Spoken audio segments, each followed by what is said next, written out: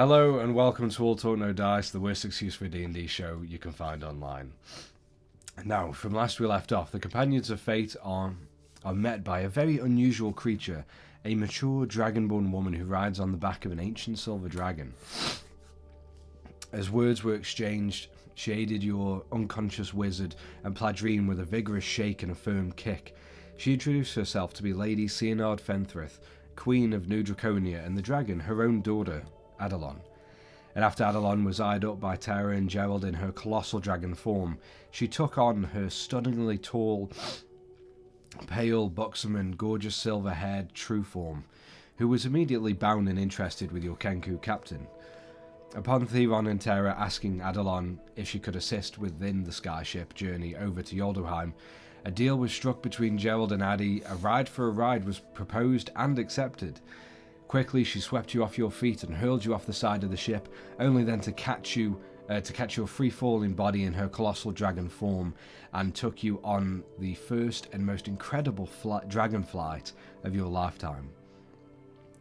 Taking some time to talk, though, Rayloff ran down to tend to some notes of history and myths for Seanard, while Adalon continued to be enamoured with Gerald, while Seanard quickly became the only sensible creature aboard the ship amidst the calm circle of tea, smiles, and very uncomfortable tension.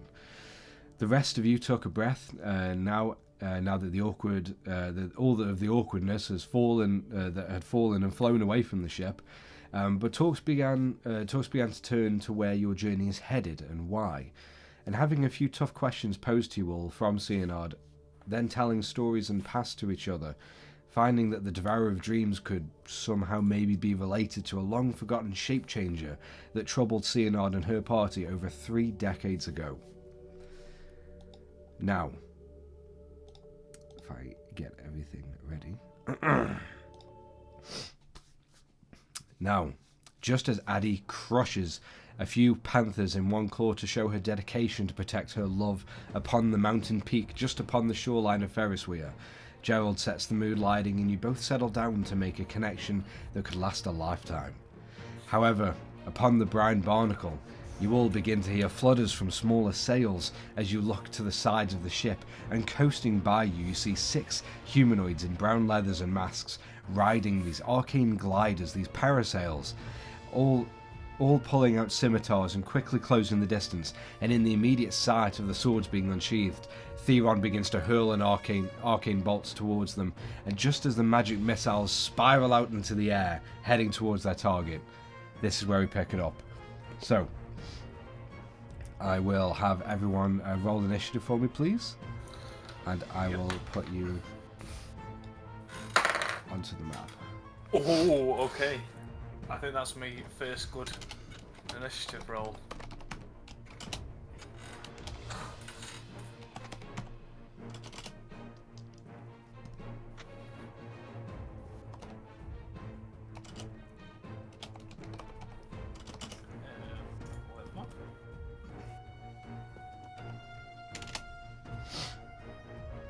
Alright, so Gerald, in this case, because you are away with Adalon, you'll be controlling Theron. Oh, sorry, yeah, Theron for this combat, and then we'll see if we can bounce back and forth between.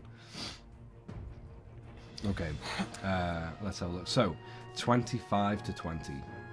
21. Nice. 20 to 15.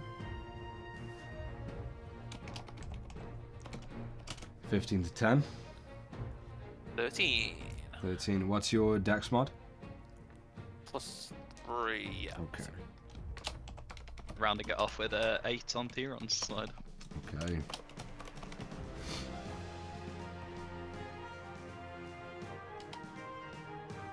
Alright. Okay, so, Tara, Yeah. you're up first. What would you like to do? You see... Actually, no, sorry. What I want to do, just before we get into the initiative roll, Theron, can you roll your damage for Magic Missile and choose a target on the map? But Okay, we shall choose the closest one here. Okay. To Theron.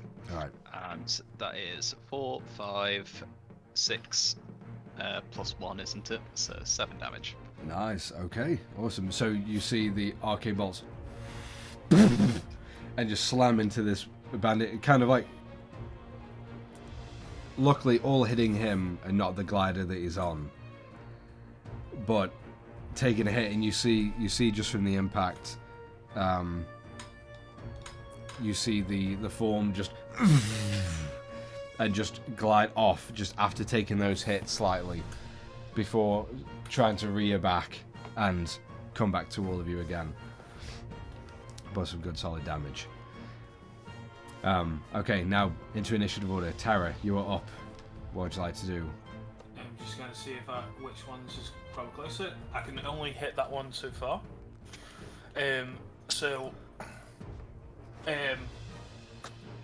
going to clap my hands together, and from within in my hands is going to glow in between the gaps. I'm going to make a fire produce within my hand and throw it at that closest one. Okay. With a 20-foot range, which is completely fine with it being ranged. It's 2d8 damage, but let's see if I hit. Not a cheeky firebolt. That is a produce flame, but I can throw it. Ah, okay. Nice. Nice. Yeah, so. What was it? I rolled a 15 plus yeah, 8, 23. that hits. Yeah, hands down. Yeah, 2d8. 8. Nice.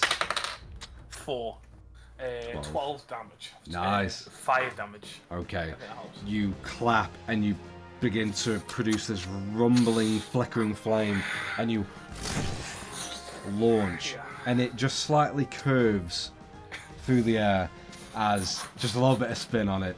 Yeah. And it impacts the cutthroat directly in the shoulder as he's pulling out his scimitar, and it and just sets him alight, and you see it like crackling and burning as he and tries to like duck away and like almost cower away from you for a moment. Really, really awesome, solid damage. Is there anything else you'd like to do? Would you like to move? Or do anything for a bonus? Like to move. I can't do much as a bonus. Where is Cianad in this location? Yeah, that was my bad. I'll get her up. No worries. Well, I should just be under the crew deck. She was talking to us, I think, once you She was. at the end. So. Yeah, she's above. And the rest of the crew, are they above or are they below? The rest of the crew are below because they were sent to rest. Sounds. No worries. That's cool. Before the captain fucked off. Yeah. Yeah. I just thought then. In that case, wouldn't Theron be? In No, the he got kitchen woken still? up. No, but didn't he go off towards Seabiscuit? Oh, it doesn't matter now. He did, but when all this happened, when Theron said that he cast Magic Missile, because it was all amongst the conversation, and then he was walking away, or he did walk away from the circle, but then I think sort of like interjected himself into the conversation as well. I'm trying to get like a decent little mini, but I might have to just go for something. Put on 7 for now. Oh yeah, that's not too bad.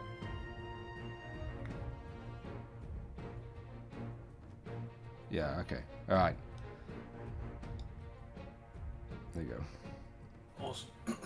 So I'll say Cianad is just she's more like just like right in the center of you guys. Okay.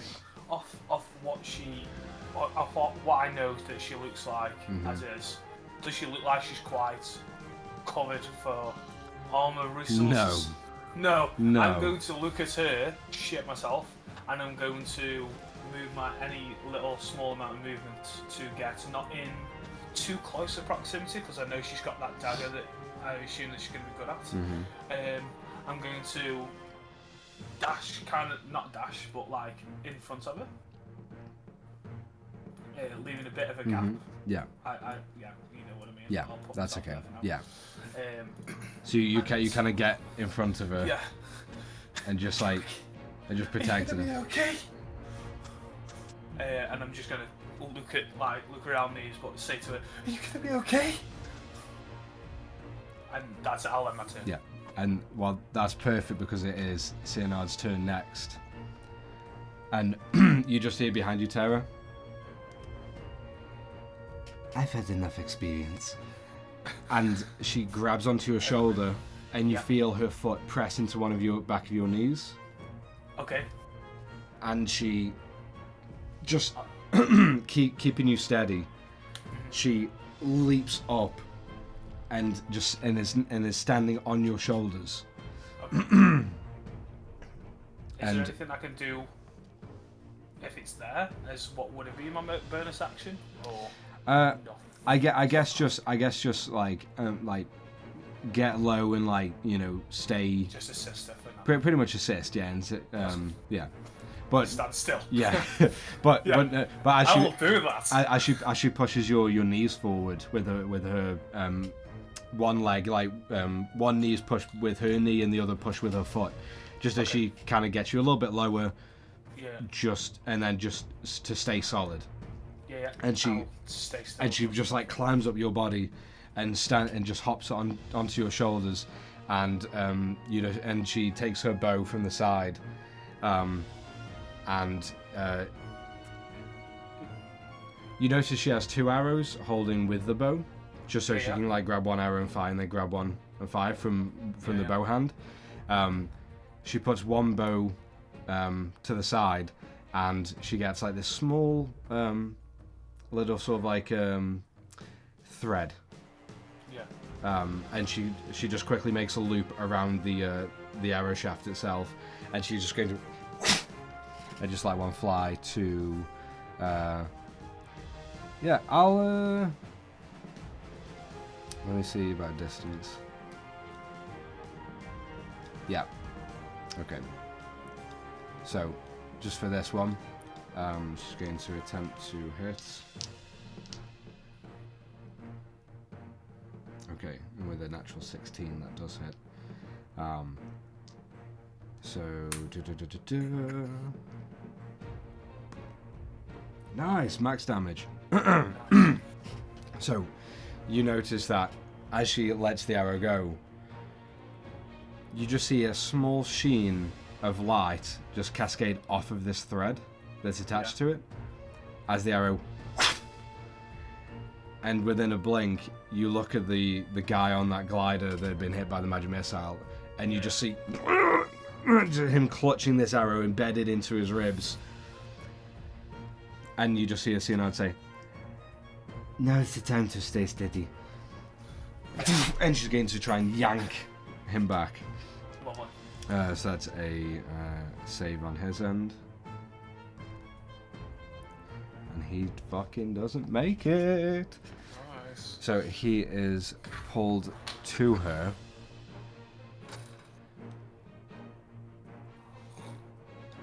He hold on to Question this. of his glider.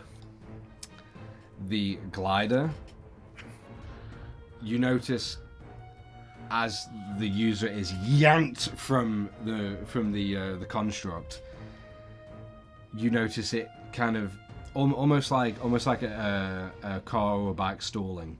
It keeps going for a second and then lurches and stops, and you just notice that blue, like undulating gem at the back, that crystal, still glowing bright and then dimmer, but the glider just staying completely stationary, almost frozen in the sky, in its place. So I'll make just a little. That color's terrible. I'll just make a little. There you go. That's where that glider is currently. But as Cyanide pulls, and you see this form just get yanked surprisingly off of the glider and hurled towards her. You notice that as he's about to fall, that thread just like begins to glow and get tauter or become more taut, and without her really needing to pull anymore, the thread itself just drags him back to her, and as he does, it pulls him just over the hand railing for her to just leap off of you onto him. Yeah. And pin his body against the hand railing. And with the bow to the side and not enough space to actually knock another arrow, she just leans in and she begins to spray this purple, like viscous cloud into his face. Nice. Bit of a savage. That's big. So he's going to take half damage. He's dead.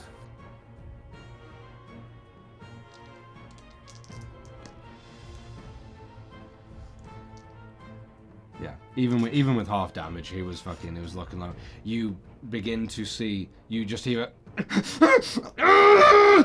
and as the cloud disperses, you see his skin scarred and just bubbling, and his eyes just puffed out, and you just in this moment, just as his body goes limp, you see one eye that is like being pushed and pushed and pushed out of the socket, just and just explode, just from the immense pressure and the tension on the skin. But that one is lifeless and dead. That's Leonard's go. Question. Yes. Does the thing fall? No. No. Okay. No worries. Assuming it's just slowly drifting off as we're moving. It's just as the skyship is moving. Yeah, you do notice the glider staying where it is. Yeah. Okay. You're not moving super fast right now, being combat, unless someone takes the wheel and starts Moves. Starts doing emergency things. But Rayloff, you are up. What would you like to do? You just see Leonard after she pulls the enemy to her, and just melts what is left of his skin. And in that moment, you're just kind of like, you don't know if you're happy or excited or terrified, but in that moment you're like, okay. But it's up to you now. What would you like to do? I'm going to use my bonus action to raid. So I'm just going to start turning around. Mm-hmm. And I'm just going to glare at them as this ice is just taking up. And I'm just going to stomp towards them and just shout out to them, if you don't want to end up like your friend, I suggest you leave. And I'm just going to point my halberd straight at him. Okay, roll an intimidation check with advantage for me. Intimidation. Okay. Non-natural 20. Nice. Okay.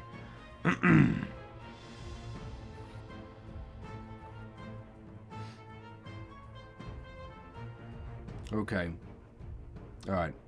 You look in the eyes of all of these people, the eyes you can see, and you notice this one and these two at the back on the right. You notice.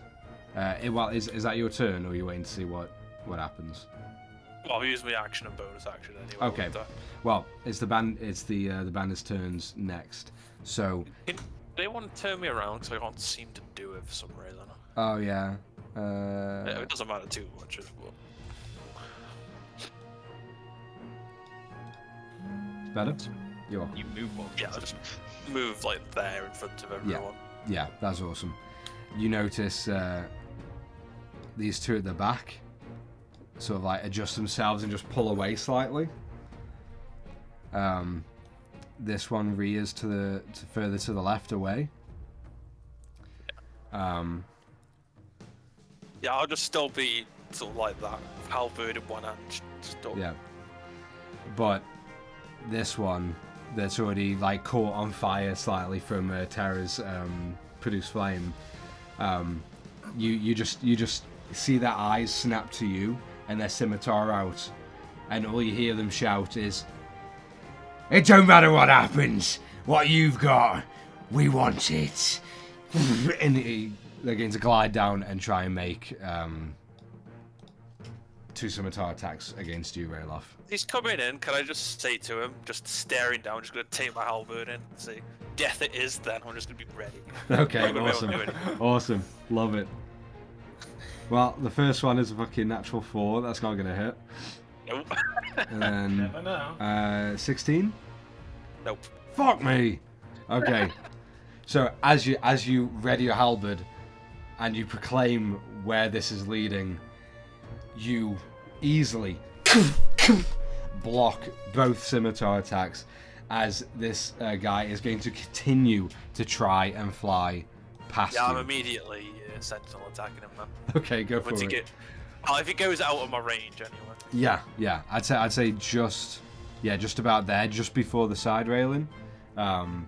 You are able It's to. not gonna do anything. It's just gonna be, just sort of gonna swivel it out of my hand and just sort of hook it around his neck and pull it. Ah, it's okay. Go Try. for it. Roll an attack. Where is it? There it is. That's a non-natural 20. Yeah, that hits. Roll for damage. So I get +3. Is it now? For my range? I don't remember. It is +3. Nice. Well, that's 17 slashing. Wow. Okay. He also often cannot move. Okay. Next to me, anyway.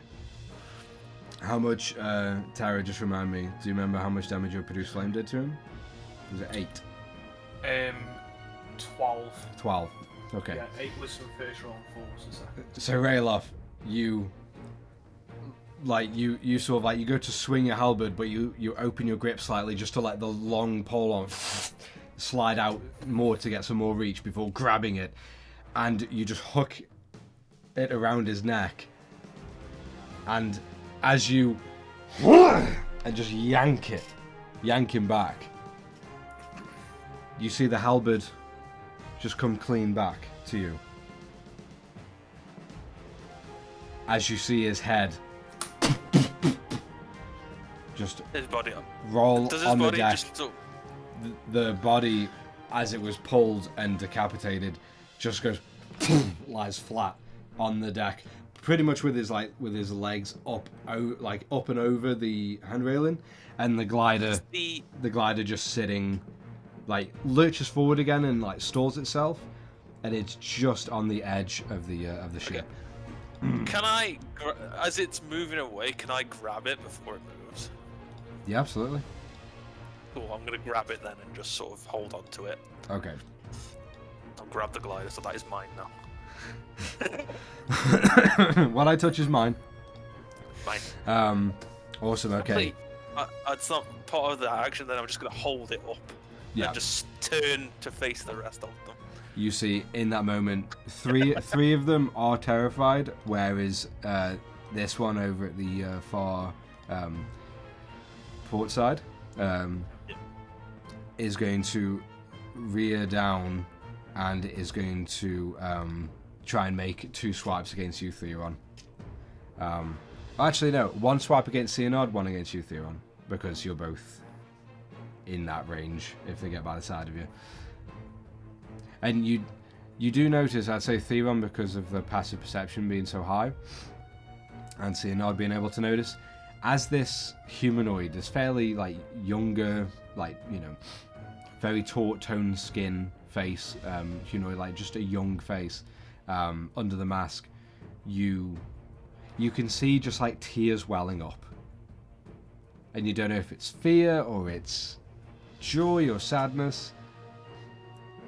But just something to notice as this guy is just going to wail or try and wail on you. So first Theonard Theron first. doesn't care. Let's be honest. Natural 2. For Theron. Another natural 2. None of them hit. As you notice this younger man, or this boy, you do hear like a higher tone. And just miss. Like, almost without you having to do much. But you do just evade slightly, as it's still a good few inches away from you.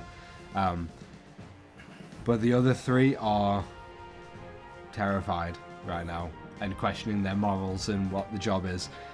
But that is their turns. So, Theron, you are up. And then Terra is on deck. Mm-hmm. Theron is going to be like, "Look, I'm trying to avoid killing people here and this cycle of death," and he's going to cast Mage Hands and use the action to shove the person off the glider and onto the ship. Onto the ship. Like my Okay. dad's. Okay. All right. Onto the Okay. ship. So, can you roll a d20? Yeah. And I think, is it just a strength or is it a ability? Because if not, I can make a ruling. I don't mind. You can make a ruling for that one. Okay, because you're using Mage Hand to shove. Well, actually, roll a d20 and add your spell attack modifier. His spell is +8, so that's 17. Okay, yeah, that hits. So, as Theon, as you say that, and the small sort of like blue purple spectral hand just appears behind this kid's back, and he kind of looks at you before, and the small body is just from this green and purple hand just and shoves him off the glider onto the ship. I'd say just barely between both of you, leaving the glider just right there. Sorry for the very crude glider, but we'll leave him there. Yeah, okay, Theon, is there anything else you want to do on your turn? Could he use bonus action to try and stop the glider whilst we're on it? Oh yeah, easily, yeah. I'd take that as a free You'll- action, honestly, as you just reach and grab onto it. Well, with the lack of other things he can do there, that is his turn now. Okay, awesome. All right, Terra, you are up. Yeah. Start of the round. What would you like to do? Looking back, that they've got the other guy, and probably maybe hearing a little bit of the voice that he's making, the slightly younger kind of tone. I'm going to use my movement first to get towards side by side to Rayloff, and say, "Whatever you do, bring them closer to here. We'll hold them." I'm going to use my action to be held, unless I'm going to hold my action for when they come to us, dodge, and try to bring them off the board and put them on the ship. If it means removing the board out their feet or pulling them off. All right. So for your action, you really needed to tell me. Are you readying it to take the dodge action, or are you readying to Get you. I'm readying to, when they come to get in me or Rayloff that's in within get in range, melee range for you to try and grab either them? pull them off or pull the board away from the feet so they land in the ship. Perfect. All right. Boom. Awesome. That's my action. Okay. That's me. It's Leonard's turn now. So look at distance. I'd say just just in this moment, Theron, you see Leonard like pull another arrow from the not from her shoulder, from the small quiver that she has to her side, and just as she's about to knock it, both of you hear the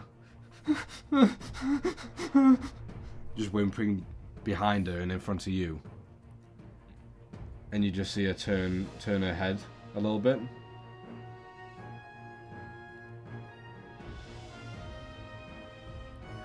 and she's just going to knock one arrow and let it fly to this one. Which one? Sorry. The Bottom left. far port side. Okay. But that's a fucking 8. That does not hit. She wants to do something. Yeah, she wants to do something, but nah, fuck it. Okay, yeah, she's just going to knock another arrow and fire again towards the same guy. Alright, nice. Okay, natural 19, so that hits. No thread this time, just a normal arrow. Let me run some damage. Oh, fuck yeah, max damage! Okay. I feel so good when I roll the max on a fucking d4. And yeah, you see just one arrow and just sing just below the breastplate, and you instantly see this humanoid clutch and turn away, and as they do, the glider kind of like begins to just turn with them. At this point, Theron, as Xehanort has like got the bow to her side, you do notice as she like slightly turns her head, not like just barely looking over her shoulder with the corner of her eye, at the humanoid on the floor.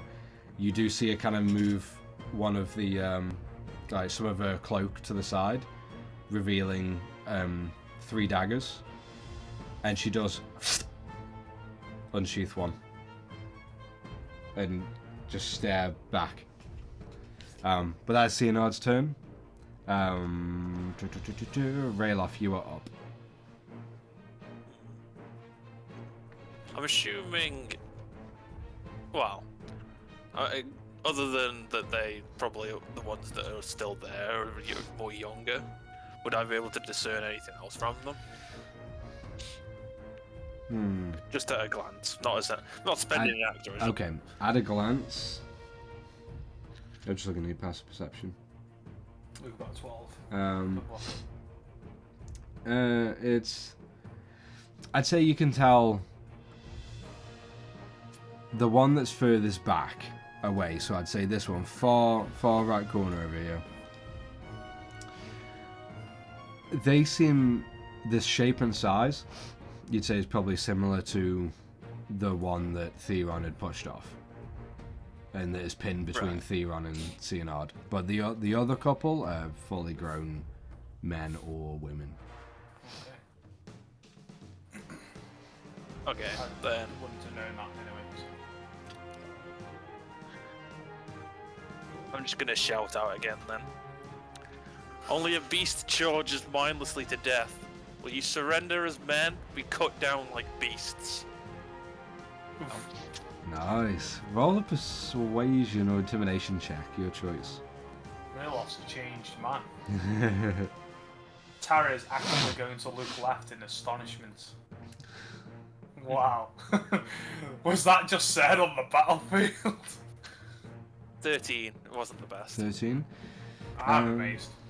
Yeah, Tara's just like mouth agape, just Yeah. What? awestruck. Mate, you said 13, didn't you, Chris? Yeah. Yeah. Theron's going to use his reaction to chronal shift that. Okay. Okay.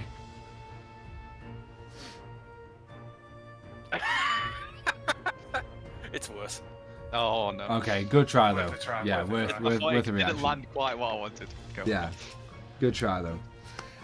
Okay, so as you shout, as you announce this, as their one chance to surrender, without the rest of them getting slaughtered, you notice the bandit on this side, the fully grown one that's took a couple arrows, begins to slow down slightly and back up, whereas these two begin to dart forward towards. Well, I'm still doing a turn. That was more for waiting to see their reaction. Okay, well, that is their action. That's all they're gonna do on when it comes to them anyway. So wait, this one here has gone past me then. That one went, around, like, took a wide berth, and then this one is coming straight, like, to you. The younger size form is coming straight to you, Rayloff, with the scimitar out. And then you notice way at the far stern port, you notice the figure is, like, dropped back, like, it's clutching their wounds and kind of... I was going to say, I still want to do movement and Yeah, go ahead. action. Yeah. Okay, I'll still do it. Yeah. Is that doing it now, but with them moved? Yeah. I mean, well, I'll just move them back, and then they're going to do the same thing anyway, so... So what would you like to do?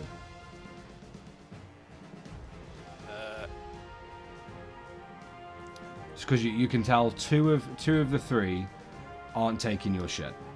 And they're angry, they are still in their pursuit. The gliders begin to and charge up as they're about to accelerate towards you. I'm just gonna sigh disappointedly, and I'm just gonna throw out my the scimitar at this. That's not the right one. It's 30 meters, so it can go there. So I'm going for this guy, and I'm gonna attack with that with the bonus action. Okay, all right. So you activate it, and you and you hurl it, and as the blade reaches that destination, and it's going to make an attack. So roll an attack for me against that one.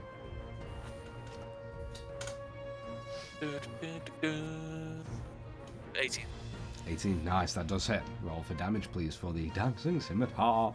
So I will stay before I do the damage. Yeah. It's going to be more a disarming strike rather than killing. Okay. So it's going to be like more cutting. I'll say roll again then, and take the lower. I haven't rolled damage yet. No, for the attack. Okay. Because usually there's no called shots or attacks unless you have. Okay, well I rolled a ability. 17. Okay, yeah, it still hits. Doesn't matter. Yeah. So 12 slashing. It would be. Okay, yeah. So Well, I say disarm. I meant it's not a lethal attack, basically. Okay, yeah, that's fine then. As long, only because like when it comes to like cold shots, it's really hard to roll that when you've got certain subclasses with abilities to be able to do the cold shots to disarm and potions. Like I said, I say disarm, but it was more just non-lethal. non. Yeah. Okay. Cool. All right. The scimitar. Yeah. The scimitar just and carves just down their arm and across their stomach slightly. Not enough to, disembowel them or anything, but just enough to just they pull slightly away from the blade and try to get ready for another attack from this magical sword that is now in their face. But their eyes quickly turn back to you, Rayloff. And is that your turn, or is there anything more you want to do? I can't. Just fall after 30 meters.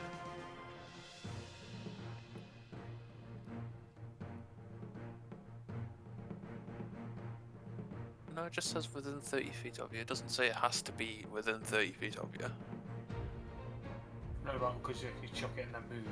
Yeah. Because it doesn't say. Where it is. It doesn't say that it has to be within 30 feet of you. It just says it can only move within 30 feet. It can only move 30 feet at a time. Yeah. Yeah.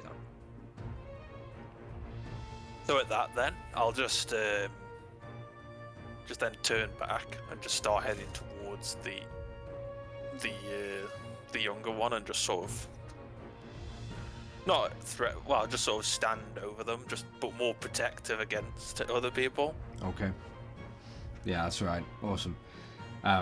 Just as you, just after you launch the scimitar, the one that was attacked is going to go straight for you, Rayloff. Okay. And the smaller form is going to curve like around and go get close enough to you, Tara, heading towards you or maybe past you. I want you to make a attack roll, unarmed strike for me, and you decide: are you trying to grab them, or are you trying to grab the board? Seen with my own eyes that removing the I was going to say the wearer, The rider. the rider, it unaffects the board. I'm going to just grapple them. Okay. All right. And try to pull them. Okay. Also, are they moving to me up here? Because I did say I was moving up to the one up here, the one that's knocked down. 5, 16. I didn't see you move your character or so. I was just trying to sort out the spinning. But I've managed to get it sorted now. Yeah. Because I was saying I would move to the one up there. Oh, did you? Oh, I missed. Yeah, that. I did say. Okay. In that case, both are going to come to you, Terra. Okay, no worries. So the first one. 16. That does hit. As the figure comes down, and you notice the smaller frame on this glider that you couldn't tell before, as they launch themselves down with a scimitar in hand, and they go for a slash, and just as they do, with your newly found sort of autonomous constructed form. I mean, it's up to you how you want to grab them. I mean, is it a full clothesline just off of the glider, or you just Yes. Yeah. So if it's not coming directly at me, it's coming flying past me.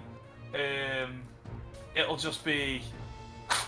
Okay, yeah. So just as a smaller form, like it's kind of like on the glide, and then like very, almost in this moment, gracefully and skillfully leaning off the glider with the scimitar wide down. Yeah. And I'll probably look at the other one. Yeah. So my head will be that way, but. Yeah, and just as you're looking across, you see that little glint of light from the sun just gleam off of that scimitar enough that you know that it's coming, and you just clothesline this humanoid off, and you hear just and just slam onto the desk as the board or slam onto the deck that leaves another board almost slamming into the one that's already next to you, and just as you hear that sort of very heavy but also softer thud on the deck, and you look and you notice just as the mask has kind of like been knocked slightly and the bandana's just come off a little bit, you see long strings of auburn hair just unfurl out of this mask and hat. Mm-hmm. You see very soft skin, and you notice it's a young girl. And just as you kind of glare down, that's when your eyes come up and you see not a little girl, you see a fully grown man who's going to try and swing a scimitar towards you as he glides past. Alright, that's a natural 16, so 17. It will hit me. Okay. Just. That's it. Alright, that is 7 points of slashing damage. And yeah, he's going to use his bonus action. Roll a perception check with disadvantage for me, Tara. Yep. 18 on that one. 17 on that one. Okay. Perception. Yeah. Perception plus 4. 21 is my lowest. Okay. You immediately see, just as he's coasting round, you see his other hand go to reach for your coin purse. Okay. And Bitch. The empty one, because the other one is in my inventory. Because everything's being put into you see him just almost expertly, just with a couple fingers, as he's coasting around, he just lifts the coin purse from your belt, and you watch him begin to glide away just more so around to Theron and Cyanard, or in that direction. Nice. And you notice, I mean, you know that why they're there, but Yeah. this is the No more worries. obvious tell of what they want. Yeah. But you notice he takes the coin purse and kind of with a like, you can tell by the eyes as like the grin and the eye Success. squint, and just pockets it and continues on. That is all of the bandits' turns, because the other one is staying the fuck out of it for now. Is that the one by me? No, the one who's still floating away from the ship. Did the one by me move at all?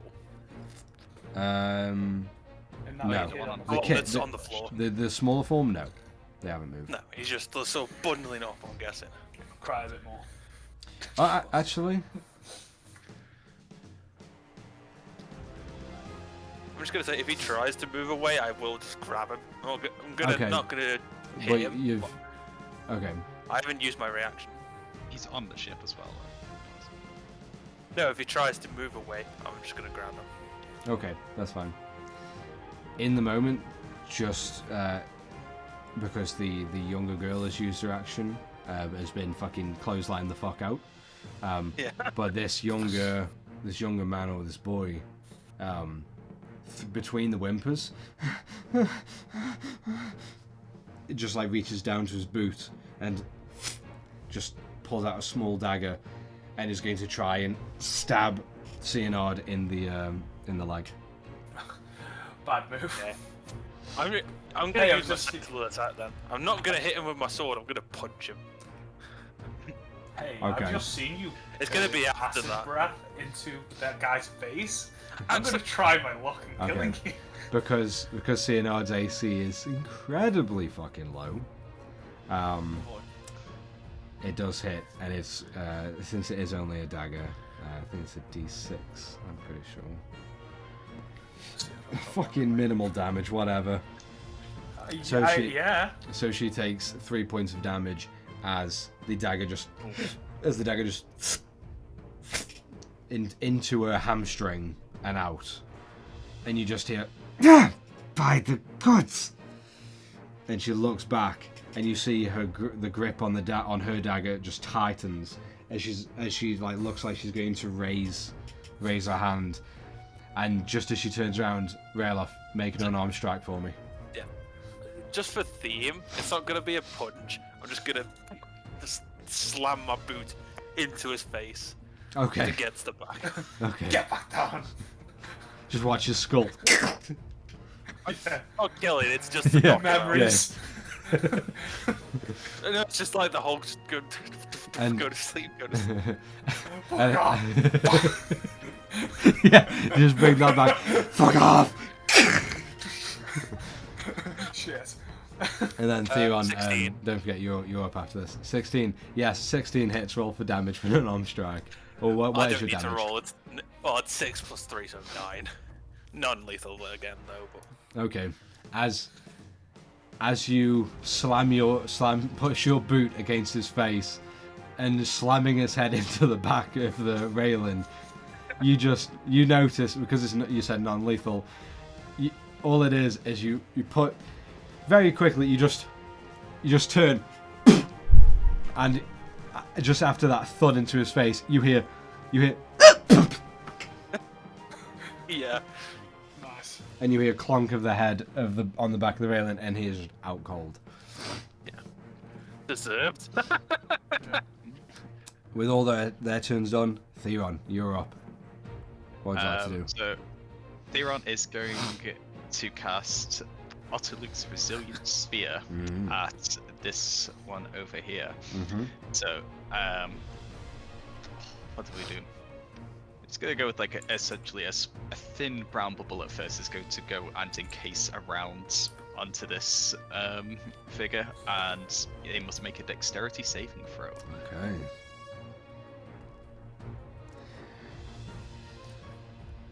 That is a 7. That fails. So they are now encased inside this. The bubble is going to harden and thicken a bit more, so nothing can physically get in or out now. The creature can still breathe inside of it. And then I'd like for him to walk up to the bubble, because it is weightless, grab it, and start just bouncing it like a basketball as his bonus action. Okay, so as this sphere, as Theron, you feel this incantation surge through you, and as you cast it, it's almost like it's a faster bubble. As it kind of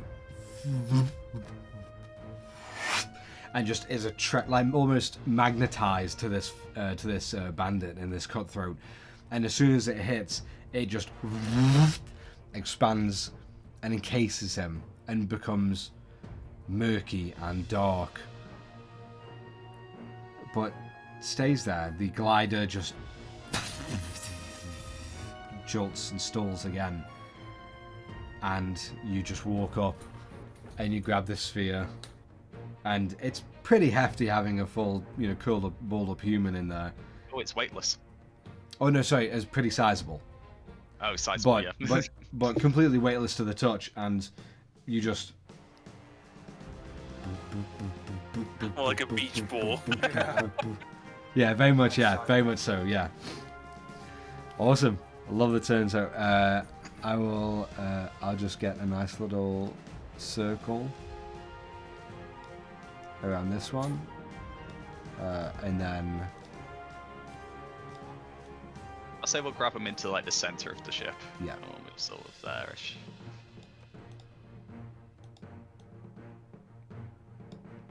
Okay.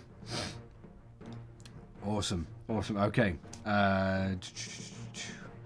Terra, top of the round, you are up, while you begin to hear just behind you, through all of the fray and all of the action, you hear a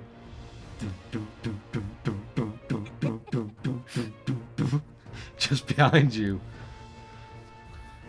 I turn around. I am right by saying that this is the guy that attacked me and then flew past me. Yes. Okay. I'll just like nod to myself to think, okay, I've got my coin purse back. I'm going to estimate on if I were to drag this body, would I be able to drag it with enough movement to everyone else, so they're all together? Yes. Are you on about the younger girl? The younger girl that just clotheslined. Yeah, the clothesline the fuck out of. Yeah. So you'd have enough movement. Yeah. I will wrap both her arms so she's locked, and even if she does get up to try to pull a knife out or anything, she doesn't have enough mobility. Okay, so you just bear hug her. Yeah, just enough so she can't grab anything or whatever. And I'll start dragging it, or if I can pick her up, then you can pick her up. She's not too heavy. And I'll bring her to the rest of the crowd. Okay, so I'll just throw her just there next to you. Awesome. And I will keep an eye on the last one that's out. In fact, because pulling someone takes double movements. If that took all my movements, I'm going to keep an eye on the one that's out and making sure that the board doesn't move. Okay. Yeah, that's fine. Boards, sorry, because both of them are next to each other. And what's it? Yeah, as you restrain this young girl, and she begins wriggling slightly, not really making too much, she's not vocalizing anything, but just a lot of wriggling and trying to get away.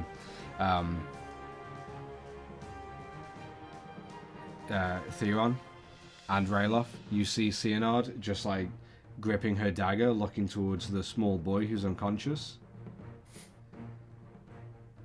I'll sort of look to her and just sort of like, just sort of shake my head to try and just say no, just leave it be. But if she goes past me, I'm not going to be able to stop her. She just like kind of like playfully just raises the blade to you, Rayloff, and just like matter of factly, she just looks at you. Your mothers are way too high up. and she sheaths the dagger, and then getting that thread onto one of the arrow shafts again, and she's going to aim it for that last one out down here. So I thought you were going to say the bars are way too high. Kills him anyway. she's tempted. Throw it in. All right. So Oh, maybe we'll 16, stop. No like I one said. stabs me in the leg.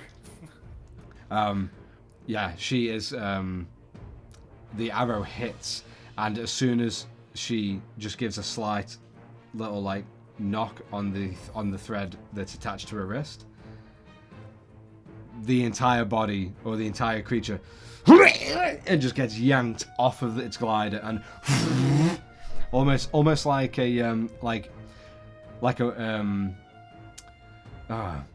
I guess if you ever see like a pulley with a heavy weight and a rope and someone cuts that rope and just lets them go all the way up to the top. Imagine that, just horizontal.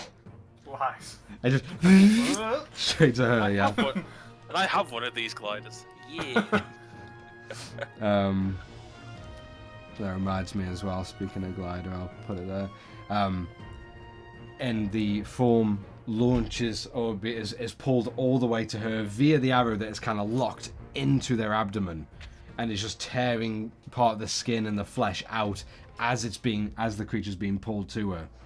And just as they get to her, she sort of like almost like wraps her hand around the back of their neck, pulling their forehead to hers, and you just hear like a slight whisper, "This is what we wanted." And she's going to make a... Yeah, that's fucking easy. Doesn't even matter. Just jam the dagger through the neck upwards with the jaw, from the jaw, and you just begin to see the crimson begin to just pour out over her dagger, over her arm, and her very nice cloak. And you see her, like, her head turn to this young boy who's unconscious, and then back up to you, Rayloff, and kind of almost, I guess, in spite, as she withdraws the dagger, she just intentionally lets part of the blood spray across this young boy, and holding the hair of this creature that is now just, and just the blood bubbling and gushing out of their neck, and within a few moments begin to go lifeless as she just drops them to the deck. Yeah, I'll have no reaction to that. Awesome. Okay. It's fine. I gave her That's what I warning. would've done. I chose one that did what that. I give a chance. Off the ship. Off the side. Okay. It's the bandits' turns. For Ardaluk's Resilient Sphere, I'm wondering, is there any save It to try and lasts a get out? minute. Okay, no, it just lasts a minute and that's it. There is no Fuck. thing. Okay. Okay, yeah. The enclosed creature can use his action to push against the sphere's walls and thus roll the sphere up to half the creature's speed, but simply it can also just be picked up. I'll say it's going to try to. It's going to try to push, but with a 3, not going to really roll anywhere. I'd say in this aspect, the ball begins to roll, but only so little each time that it has that air time between the bounces that you're doing. That Still, yeah, just bring it back. that after It's basically just doing that. after a moment, Just spinning. after a moment, as it's bouncing, you begin to see it begin to, and just like begin to roll inside the sphere as it's You just see him just doing yeah, that. just yeah. Someone's gonna puke. Yeah. The young girl Yeah. is going to look at you, Tara, Yeah. as you're like Yeah, bear yeah. hugging, Yeah. and with her like auburn red straight hair just like in front of her eye, you just notice her just blow the hair out of her face. Okay. And she is going to just try and thrust 2 daggers into your stomach, just as her hands are by her sides, and she's just going to try to. So she's, because you've got her more or less grappled and she's not trying to escape it, it's going to be with disadvantage for both daggers. So, first one's a fucking 2. Yeah, no. You know what, this girl fucking sucks. The second one's a 10. She does. I was honestly expecting him to have ranged weapons and just all of them just magnetized to me. No. Yeah, neither of the daggers. You feel them scrape across your flesh, but with your flesh now being that metal and that hard firmness, you just hear as both daggers just scrape off. Nice. And they She cleaned me don't, up. yeah, and they don't do anything. I'd say in this moment, just as well, okay, I'll say, yeah, after that girl tries to attack you, Tara, Theron, it's your turn to close out the round. Oh.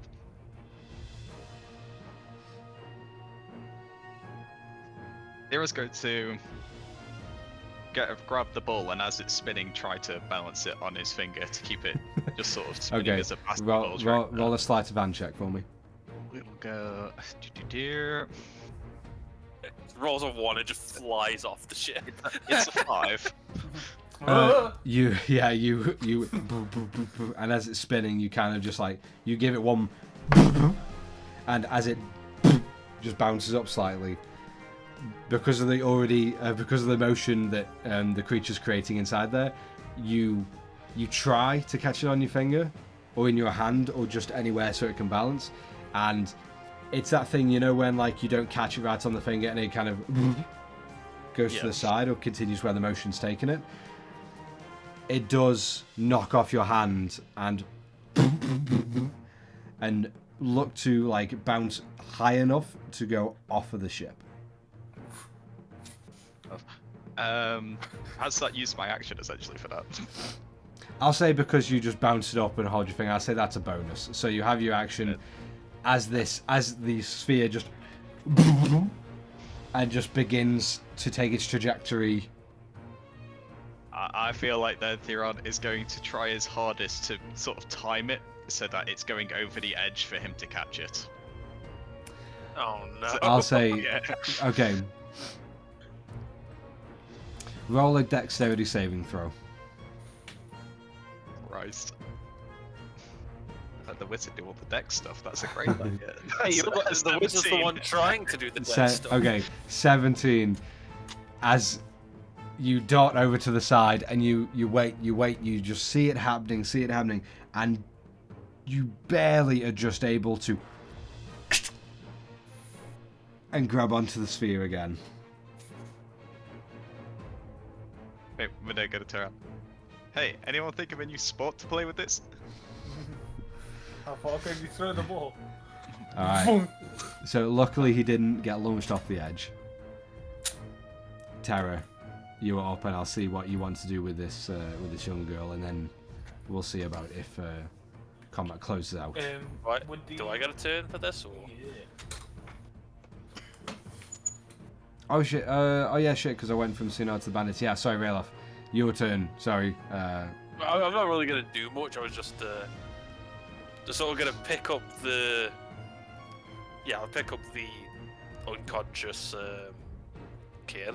I'll just sort of carry him on my shoulder as dead weight, and I'm just gonna start heading towards where the ship is, and I'm just gonna hold my hand out and just call the scimitar back. Okay. And in the moment. That's all I wanted to do. And the scimitar returns to you. And as it's doing that, I will just stopped right beside Terra. I'm just gonna look to the girl. And the girl is just Just the really cold angry. glare. Just yeah. with She's the just eyes as angry. well. Yeah. Just, I'll just say to her, "You were warned." And she's going to spit on you. Cool. It's just Okay. gonna go off the ice then. Yeah. It would probably fit perfectly with what I was going to do anyways. With the spit happening, Mm-hmm. if it was going to be my turn next, she's hitting the ground.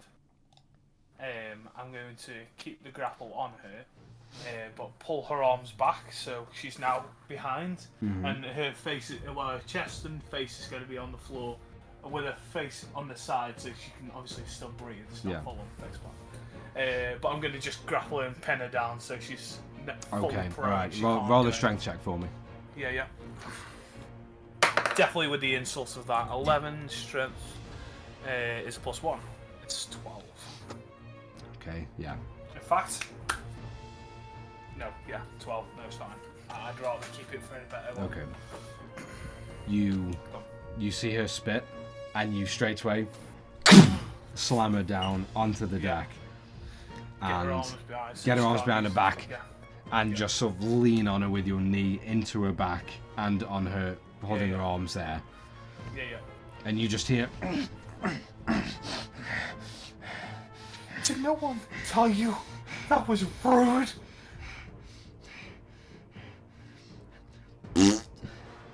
and she just makes that rasp noise with her tongue at you. I'll just use, even though I've got my arm down on her probably back part with my knee close, I'm gonna probably use my elbow to give her a nudge back there. So And you just see that. And just as you've got this girl pinned, you've got one in Otterloop sphere, and the rest are either bloody carcasses, decapitated heads, and 3 gliders that are just floating. Miles and miles away. going into the action. Ooh. Don't worry, I got you a toy that you can use when you're back. Miles and miles away, Gerald.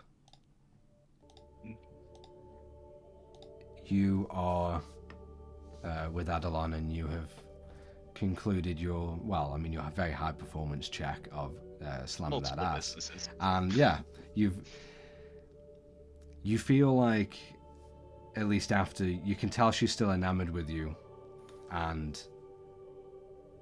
I mean, maybe whether this was a connection that will last a lifetime or not, you're unsure, but you can tell in this moment, at least you can tell this is all she wants it to be, as a connection for a lifetime. But you find yourself lying there on your heated mountain peak floor with the pink and the all of the pink hues of light slowly streaming in, and you're both lying there still completely naked, just on your backs, or her curled up weirdly, because she's so much larger than you. Even so, she's still curled her head into your little feathered chest. Oh, Jesus. That's real fun. Yeah. Oh. So, we're gonna have to move soon. We are going to have to get married, my love. Oh, you've only known me a day. And she kind of just Can't just chain a bird like that so fast. She kind of looks up at you. My heart knew from the second I saw.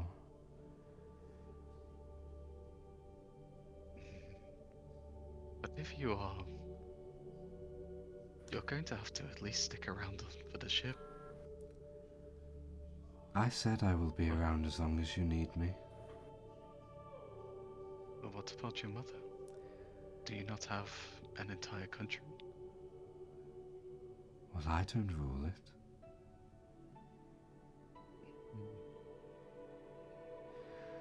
How Very about... least, are you not going to return her? Or are you forcing us to take her soul back? I couldn't steal any of you away. I could, but my mother would not let me.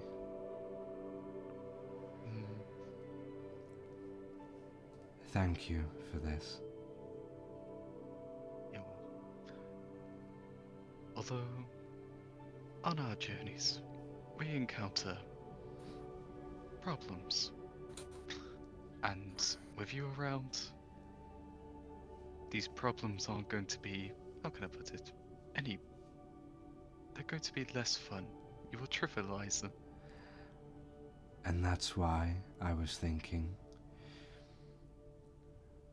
when my mother decides we shall return, I will go. But you better write to me.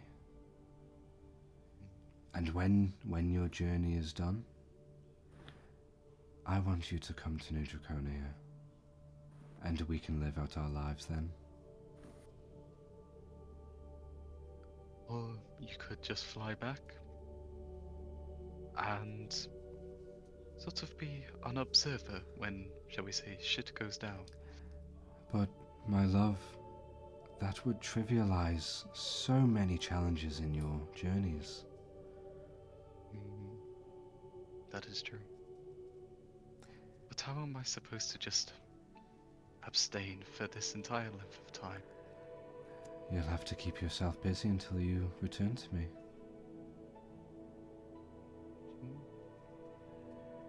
I give you my permission.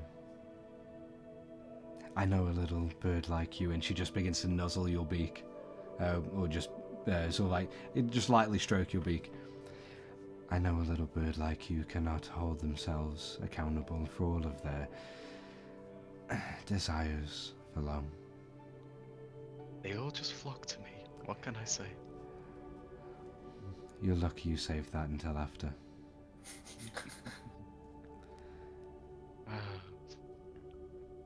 All we can do is survive and do what we need to keep each other going until you return to me, and then we have the rest of our lives together. If that is what you want. I'm just sort of sitting up a bit more seriously. How long does your species even live? And she sits up as well. Even sitting, I mean, she still towers over you. But she kind of like hunches down slightly. Like, almost like dejected, but not...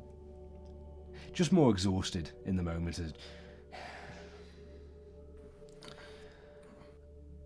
My mother tells me that I could live for another 50, 100, 1,000 years.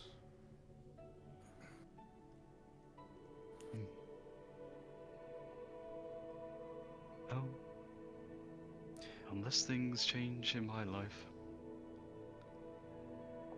I'm pretty sure I'll be with you for most of it. Well, because I know that Kenkus don't really live too long. Yes, they tend to die by 60. Well, I was thinking of that, and when I met you, because I knew as soon as my heart made the connection, I knew you wanted this as well. And she kind of looks a little bit nuts in that moment, but also very endearing. Yeah. But then she continues, I have a friend that I knew, and mainly my mother's friend, I think they got on fairly well. She's an arcanist, and she went away when we were traveling, but she returned not long ago, and the things she has learned is incredible. I could see if there is any magic or arcane that she knows to maybe make it possible for you to live with me for as long as me, and then we can have years and years and decades and centuries together, and we can love and laugh and just be together and watch the world go by. You not even have to worry about it. Why? This ring here. I will cease to age. I am by effect immortal.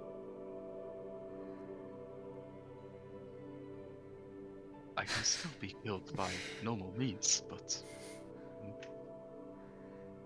not natural.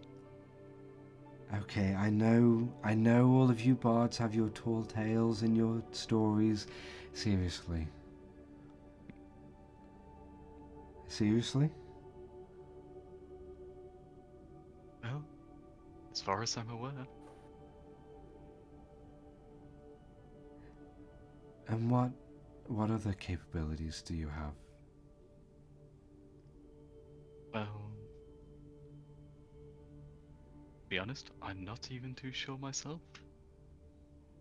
I have the ability to charm people, magically as well, and, you know, there's a whole host of things, I suppose.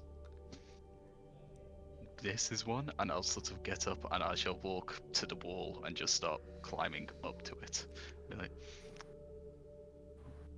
this poses no problem.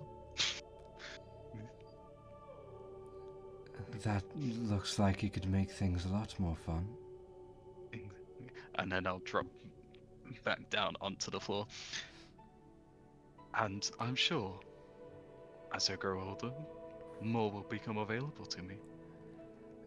And you notice her just kind of looking at you a little bit more of a knowing look in this moment. And you just see her eyes look down and then back up at you.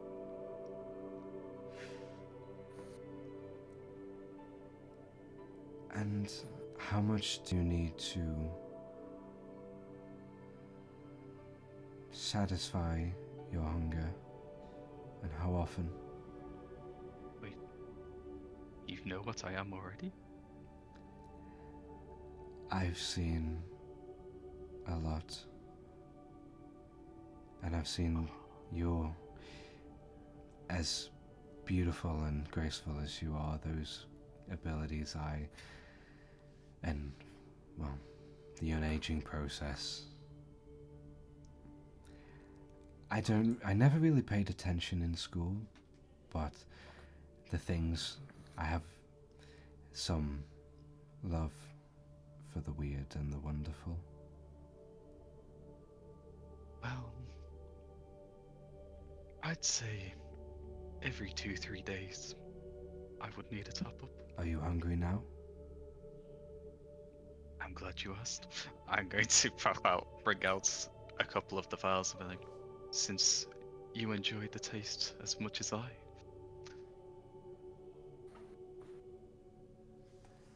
And she just puts a hand over yours and like pushes the vials down. This one is for you, my love. And she just holds her head up and just moves whatever semblance of cloak or blanket that may or may not be over her and just offers her shoulder and neck. I will gladly go in and do the bite with no damage. Okay, yeah. Your teeth or your beak just like, it just sinks in. No resistance. And as soon as you begin to feast, you feel that general rush that you get when you do get to satiate your hunger. It's a bit of a rush. But just from this creature, there's an unusual impact and this almost like surge of adrenaline and excitement and this this overwhelming rush of almost animosity as her blood begins to trickle down your throat and you begin to just bask in this sensation. In the back of your head, you just feel that rush and this surge of excitement and just being able to do what you do naturally, but having that weird spike in your mind of saying this. You're not sure if it's the creature, the quality of the blood, what's in the blood, or just the connection between both of you. But whatever it is, this is the best, the tastiest, the most unforgettable flavor and feeling you've ever had.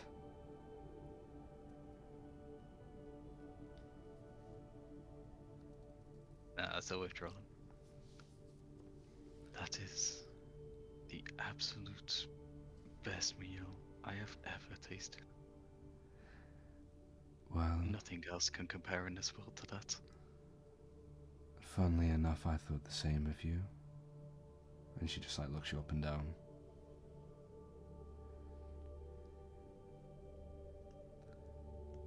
Well, This has been enlightening and amazing to know that we share a connection that, if you wanted to, could last a millennia. though, should for any reason I somehow lose this ring, I can't physically remove it, but I will lose all semblance of immortality. So maybe your mage friend could be of assistance. When I return, I shall send word and see if there's anything that she can do. But I think we both know what our lives entail now, my darling. And she just begins to like reach out and just like caress your feathered face. I shall become stronger, just so that we can spend time together faster. As will I.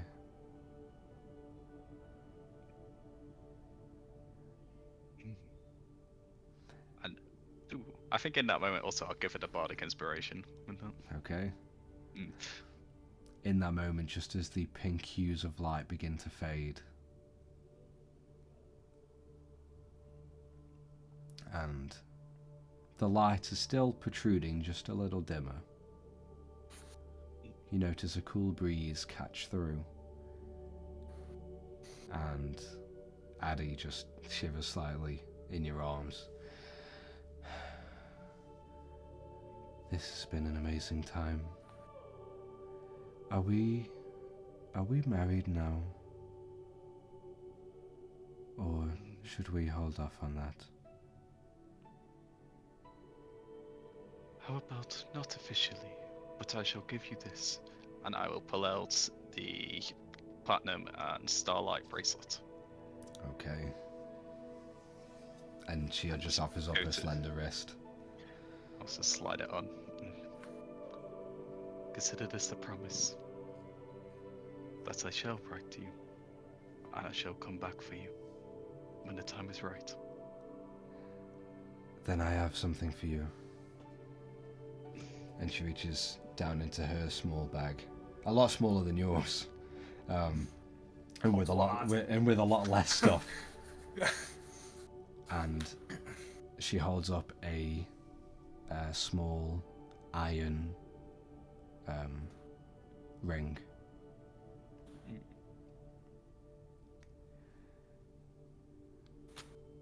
This is one of the rings that my father gave my mother.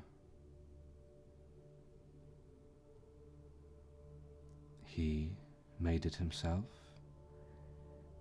That's why it doesn't look too great, but apparently that was the romance of it. But I think my father wouldn't trust you if he met you, if he was That's a alive very to do wise that. assumption. But he didn't really trust anyone around me. So I want you to take this ring and know that you always have a place in my heart, and I do look forward to you returning and finding me again. And she hands you the ring and goes to place it on one finger. I'll hold up my left hand for her to put Yeah. it on. And she places it on. Now that we have... we've sworn ourselves to each other now. In the meantime, if you need to release some urges, then you're welcome to. I can't promise I won't hold off either, depending on what my needs are and what the contents of your letters are to me. A girl only has so much control, as do you. But it is getting a little chilly, so what do you say we fly back? Very well, darling. Let us go. And she puts on her clothes, and so do you. And just as you begin to walk out, you kind of catch looking over at the scenery all across Ferrisweir. You see the vast forestry, the large kingdoms, and the towns and the villages, and the hillsides, and the rivers that run through. And just in that moment, you know it's right to be looking at this with her next to you. And you just feel that calm and peace, which weirdly you only really feel when you are satiating that hunger, but you find that calmness and stillness. That's just reminded me I haven't been on solid ground properly for 4 days. We will get there, darling. And as she sort of steps out to the ledge, her form begins to creak and grow and discolor slightly again before her entire ancient silver dragon form fills the opening of this mountain peak cave.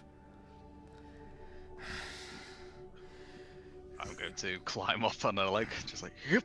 And as you climb up, she kind of feels you slipping, and the tail just and just taps your butt just to knock you up a little bit. Hey. Are you ready, my love? Let's fly. And she just dives out, and you begin to coast across the shoreline and back around to the skyship, taking in all the sights of Ferrisweir and the Tylus Gulf below you. And as you begin to return to the Brine Barnacle, you notice a few new figures on board. One being under an ally, and the other being unconsciously slung over an ally's shoulder. And as you begin to close distance on the ship to rejoin your friends and see what the fuck has gone on, that is where we're going to take a quick break and come back in just a little bit to pick up from there. I really enjoyed that. We got some combat, we got some RP, it was brutal killing, then lovey-dovey shit. Love it. I love the back and forth. It's awesome. I'm glad we've at least come to the establishment overnight. We're not just having a dragon tail us for this entire point. Exactly. I do have a meta question. Yes. When Gerald gave Adlon the bracelet, Yeah. what happened when she transformed into a dragon? Did it adjust to her size? No. No. Instantly ripped there. I will say, Attached to a scale. actually, that's a good point. I'm gonna say, at least you probably notice it when you see Adelon flying back in, if you look closely. But Gerald, you notice that as she did transform with that bracelet on, you see just on the side of her belly where there's a couple scales missing and deep scars that are long healed and never filled in, just like an opening. You see that gentle starlight shimmer of diamonds fill that small gap. Hit the glowing weak spot for massive damage. Got ya. Yeah, and I guess almost more so to That's placed kind of near her Yeah. heart. Mm. But also, Yeah. yeah. Well, to everyone who is here and watching, thank you so much for sticking around throughout the combat and the killing and the gorgeous, romantic, if you leave me, I'll kill you relationship that's building. But yeah, we're going to take a quick break from here, just to go use the bathroom, get some snackies, so you go do the same if you need to, and we will see you in just a short while. Just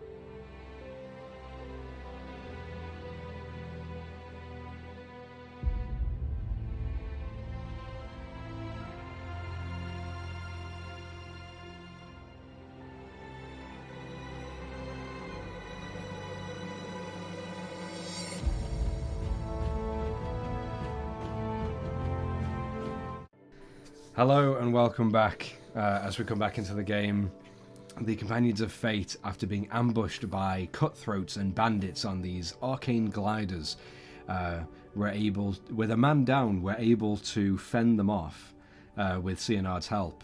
And just while that was happening, Gerald was sharing a moment that will last a lifetime. You spoke with Addy and declared your promise for each other, exchanging certain items and gifts for each other to cement that promise that one day you will return to her or she'll come to you, and when the adventures are over, your lives will be one. But you decided to enjoy one more dragon flight back to the ship, and leaving the shoreline of Ferrisweir and this mountain peak cavern, you began to quickly approach, and you find on the Brian Barnacle on the deck, you see a smattering. Gerald, just as you're atop Addy in her ancient silver dragon form, you notice her slow down slightly as your eyes barely make this out, but her eyes definitely pick everything up from this distance, about a couple 100 feet away. Before you approach, you see a smattering of crimson across the deck. You see limp bodies that have brown leather armor and some masks. One decapitated, two just left bleeding out, and you notice one is in this small little arcane sphere that is currently being bounced up and down, while the other is under terror as she's like digging her knee into the smaller form's back. What has been happening down there? I don't know, darling. I hope everyone's okay. We best go sort it out. And she curls down, and all of you feel that. You hear the wood of the ship begin to creak at the power of the wind as the gusts from Adalon's wings begin to fill the sails. And she kind of lowers one of her wings and folds it just at the crease. And as Gerald, you gonna slide. You just slide down and onto the main deck as Adalon kind of rears back up and then sort of begins to coast back around, and in a few moments she aims for the ship again and she turns back into her true form. Ladies and gentlemen, we have returned. I was going to say Gerald's been doing too much sliding. You instantly see Adalon's eyes look over to Cianard. Mother, are you okay? And you see Cianard at this time is just like wiping off her dagger of all the blood just on the dead body that she skewered before. Of course I am fine. Why wouldn't I be fine? Nothing happened while you were away having your fun little romp around. Not that we needed you. Or you. And she just points to you, Gerald. A captain of this ship and you just up and leave like that. I mean, I was abducted. I was thrown off the ship. I know my daughter is amazing and you always want to be with her. Everyone does. It's understandable. But look around. I'm surprised. You've left 3 of them alive. That was not my choice. See, Theron, you're not the murderous hobo we all thought you were. Well, there is children. He did attack first.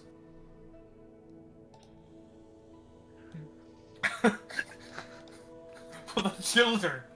But they're still alive, so here we are. Glad you miss her! Yeah, I'm just gonna I'll sort of I'll sort of put the younger one down by the post. Yeah. I'll sort of wrap his arms around it with the rope. Okay. I'll sort of go over. Yeah, you just tie it, and you just leave this unconscious boy. Just. Yeah. And we'll also go over to Gerald and just sort of hold the glider up. Ooh, and what is one of these? I want to study one of them. Well, this was mine, first of all. Well, technically it's the ship's, and the captain says... You hear Addie just say as she reaches her arm down to Gerald, who, I guess by the height, how tall are you, Gerald? 5 foot. Okay, not too bad.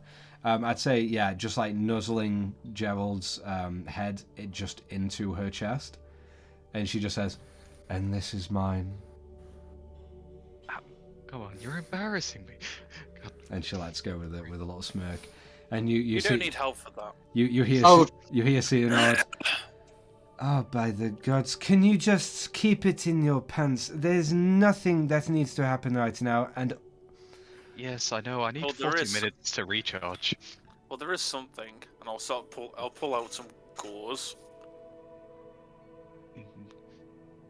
What is that for? I'll just I won't point. I'll sort of nod my head towards a leg, sort of discreetly. Shit. Fine.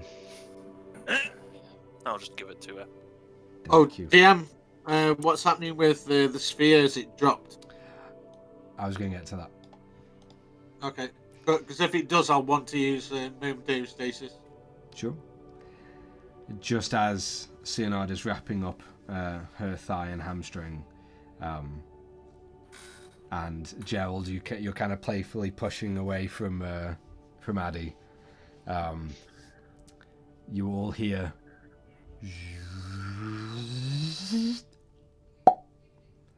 and the sphere just dissipates in a cloud of smoke and glitter as the figure drops.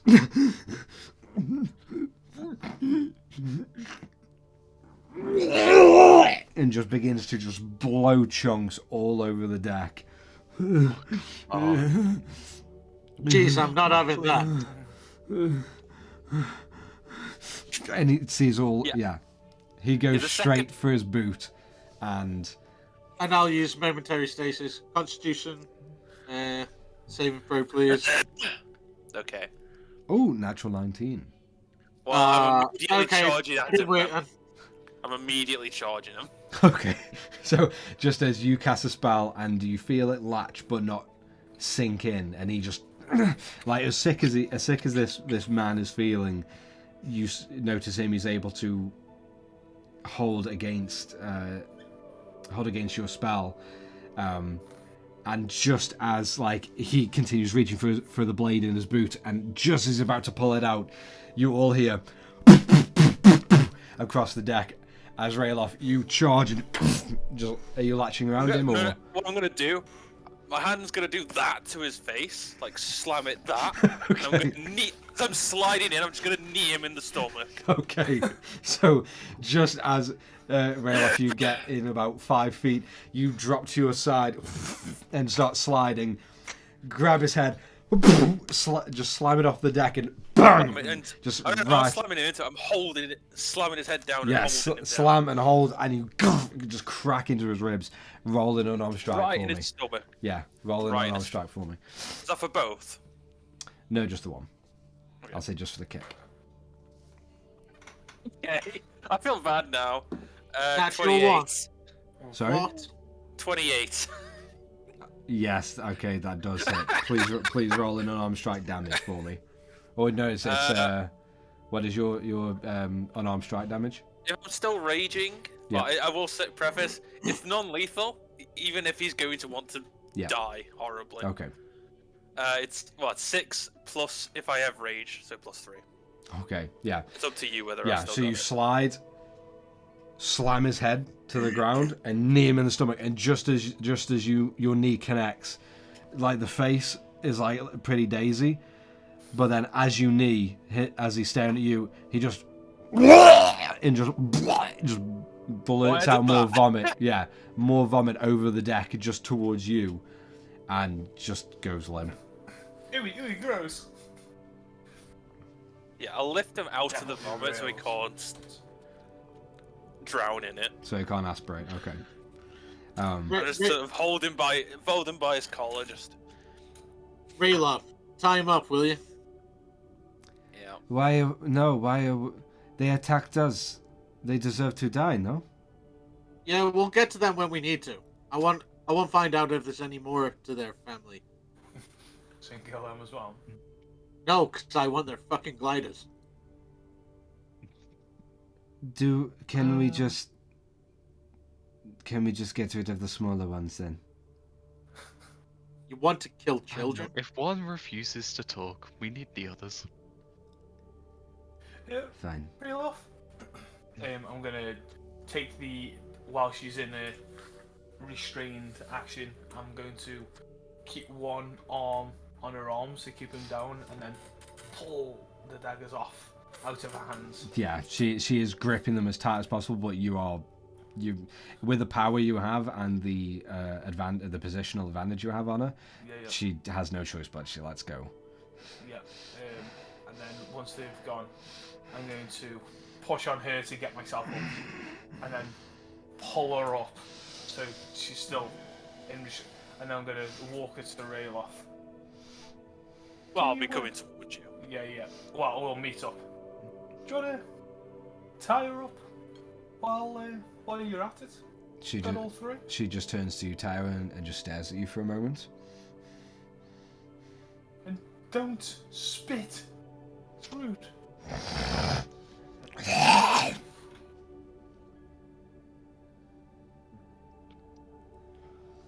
Gonna pass her towards the rail off. No, but she spat down. And you notice as now, like, the action has stopped and you can see them clearly. You see this girl. She probably no older than about 14. She has very pale skin, a couple of scars just along her jawline, slight cuts. Looks like fighting. Yeah. And then bright red auburn hair that is long and straight, and after a few of the ruffles and moving her around, you notice that there is a thick braid of red hair that goes down and into her hood and cloak, and but she's very petite and very agile, at least from what you can see. Okay. But again, no older than 14, and very slim, pale face with sort of a gentle, sort of like iridescent, like greenish eyes. Hey, fuckface, you got a name?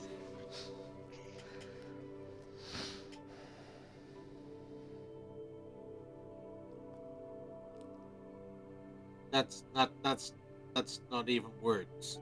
Like, I'm gonna go to the guard that took my coin purse, and knowing where he put it when he took it off me, Yeah. I'll be taking that. Thank you. Put it back exactly where he Yeah. took it from. if we caught the leader of the gang, or Well, what knows I feel like the leader's dead. Right. Can somebody Okay. please explain what at least happened to entail that I've now got 2 unconscious people and a very sassy little girl on my ship? They Well, came on gliders and attacked us. We attacked them back and beat them. and then we end up being in daycare.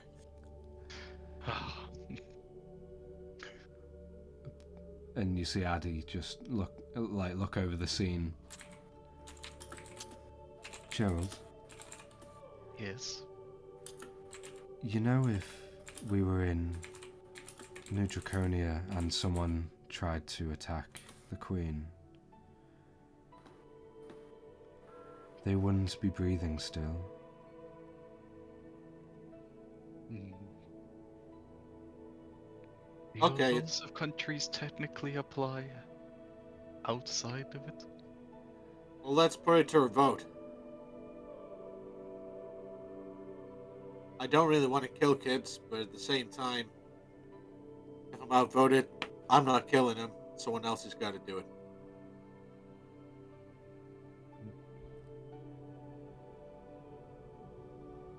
Well, how about this? We're good to go down to the little girl, kneel down. Now, hopefully you're a smart girl. Did you see the giant? I knew that was going to happen. And you just feel like just a glob of spit near your eye, just rolling down your cheek. Did you see the giant silhouette that just came past this ship? Oh, she's also blind. Addie, my love, could you just jump off and transform for me? And you can tell this girl's expression is more like, you know, she doesn't believe anything they're saying, or not intimidated. We should have done the chair tactic. And Addie just looks at you. Of course, my love. I could do with a stretch. And she just sits on the balcony very delicately, or on the handrail, and then she just lets herself drop off. Now, what you're about to see is how fucked you really are. As the ship again rocks to the side with a just deafening as Adalon just flies straight up past, just showing the immense size, wings fully spread, claws open, and just coast up across the ship. And as the ship settles, you roll an intimidation check with advantage for me. I can't really say mega, triple, quadruple insane advantage because that was a lot. I mean, it doesn't matter, he's a bard. Yeah. It is 18 intimidation plus 6, 24. Okay. I was gonna say, Yeah. just It's that a point. 20. Yeah. Just Yeah. that 20. Yeah. You see this girl, albeit her face sort of goes more serious and stares up. You notice she's trying to hold tough, but you begin to hear like a slight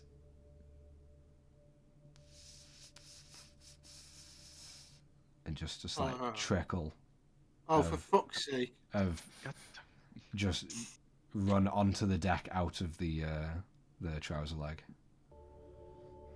Right. Oh, I know you jeez, girl. understand the seriousness of your position. Yeah, she does. She peed herself. I can smell Theron. Yes, and your friend decided to attack her mother. Yes. So, Ooh. You And- might want to reconsider talking about what the fuck you were thinking.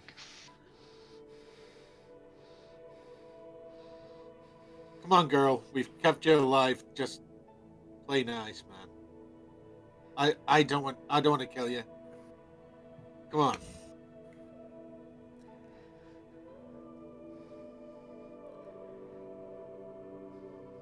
And she just looks at you for a second, Theron. You couldn't even kill me if you tried. I don't have to. I mean, we got a dragon that'll probably. You wouldn't probably even be a snack. Even though Gerald's probably quite a snack. That's Now is not the time for flirting. I've never seen this. Oh, fine. If you're not going to tell me why you're here, at least I will cast Detect Thoughts and immediately go to try and delve in. Oh, I want you to do that. Yeah. Should have done it earlier. Alright, you just getting service thoughts? No, immediately try and delve straight into it. Wisdom saving Okay. throw.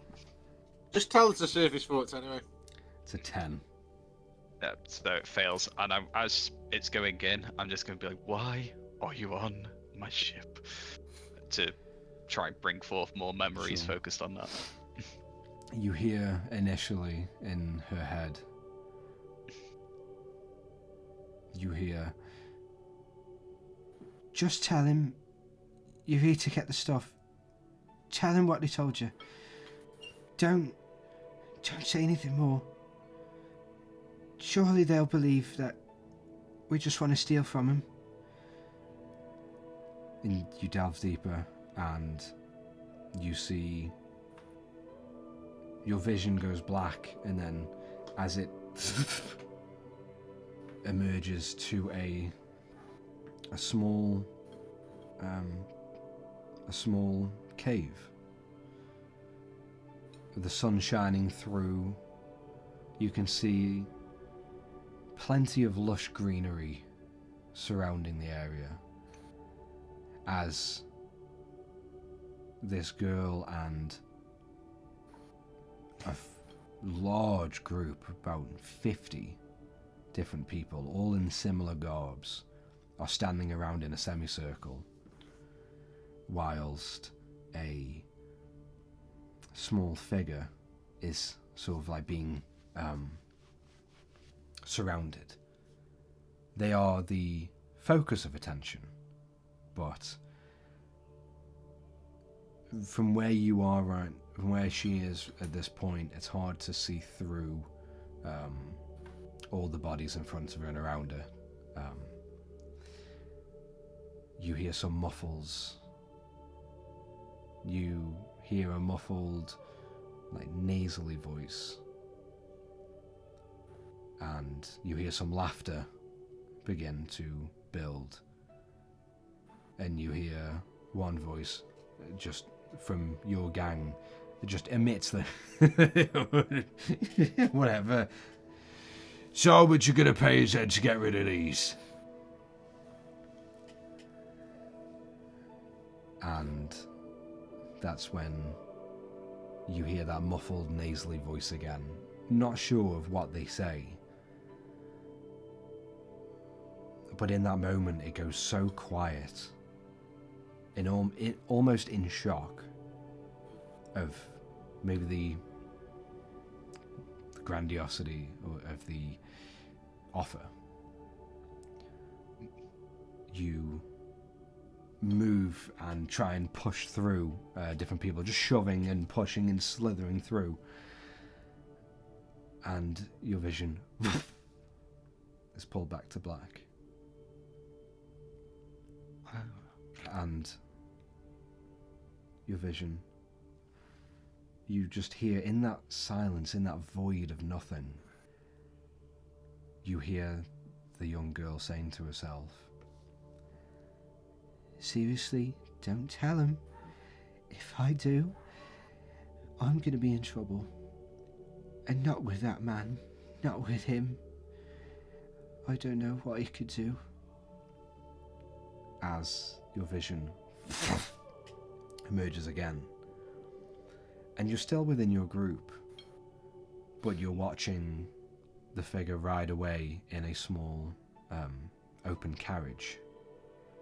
You see all of the members around with smiles, just waving and chatting amongst themselves about how good everything will be when we get paid.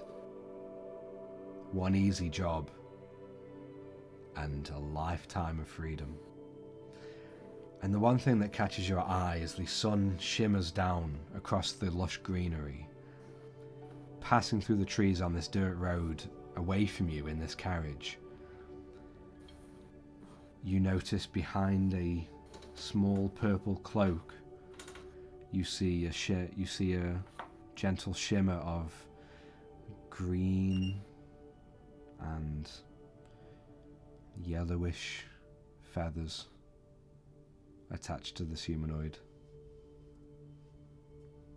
And as they're waving and you hear a couple of your family and friends saying bye and thank you, you see a hand just wave and the face turned to the side, and from under the hood you see a large black and yellowed beak, and the green feathered hand waves politely back before turning and continuing on as your vision.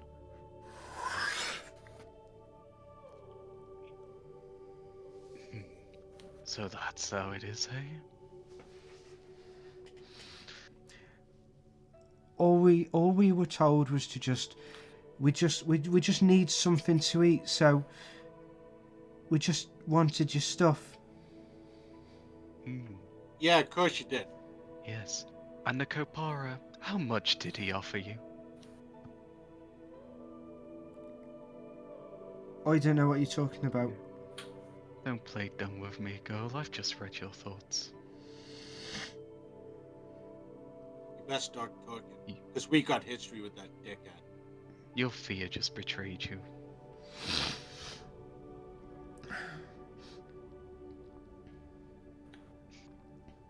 I didn't see him. I didn't talk to him. Are you willing to die for it? Judging by the amount of people that were there, I think they would, yes. I saw the rest of you. How many attacks? Where's my brother? Shh, quiet, and I'm just going to put my hand over their mouth. How many attacked? 5, 6. You just feel her tongue pressing against your hand. Oh, that's weird. No, guys. Well, there's at least 50 of them. And they've all been tasked to try and kill us. Well, 6 sounds pretty easy. If they're all like you. They're probably the scouts. Why is my brother just... Why have you tied him up? Why haven't we killed him? Give us a fucking reason. I've had enough. Because you're just a Because pussy. me. Okay, fine. Let's see what I've got in my magic arsenal. Well, while he's doing that, I'm going to take... While he's debating on taking magic missile Yeah. or magic missile. I'm going to take Sierra's breath. I'm just going to put it over her head. Open. For a minute. Okay. So not long enough so she can't breathe. But that she'll like pass out or die, but just long enough that.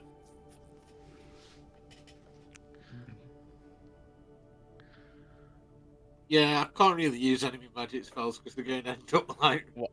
Right. Completely So, dying. I'm Yeah. guessing Not that lethal. she's not going to be able to hear properly for all of that. Yeah. So No, that's my- as you and you do the command word and you hold the jar and put it over her head, all of you just see her clothes and begin to ruffle, and you hear just a muffled through the. Could someone please tell us then, what should we do? There are clearly going to be more of them. Do we get your new missus to just fire breath them or ice breath them or whatever breath she's got? Excuse me, I have a name, Sorry, Andy. and I am not a toy. I never said you were a toy. I just think you're pretty cool and you could probably destroy them all, let's be honest. Yes, I could. Easily. I know, that's why I was saying. I do apologize though. Apology We're trying accepted. to not rely on Eddie for all of our problems, Theron. Yeah, I know, but 50 men's still going to be pretty hard for us. Listen, I have an idea for you. Go ahead, Dad. This is what I would do. Not maybe what you should do, but this is what I would do. So you take both of these young kids, you slice their heads off, and you send their heads back to their group. That way it will scare anyone and everyone from coming and trying again to do whatever they have been told or paid to do. At least then they know haven't the even been consequences. paid. They've merely been told that they'll be paid. They also probably won't care that we send them back. They obviously have enough money on their minds to not care, and they sent them Well- first. Well, I don't know. Maybe the kids were along with their parent. Maybe that was a stupid idea. I don't know. Can you see Daddy around anywhere? No, maybe it's the head that's rolled off. Anyway. Yeah, I'm just gonna lift the bag back off now. And you see her hair is just all just in her face, and her eyes are streaming with tears from just all of the air pushing away. And as soon as you take it off,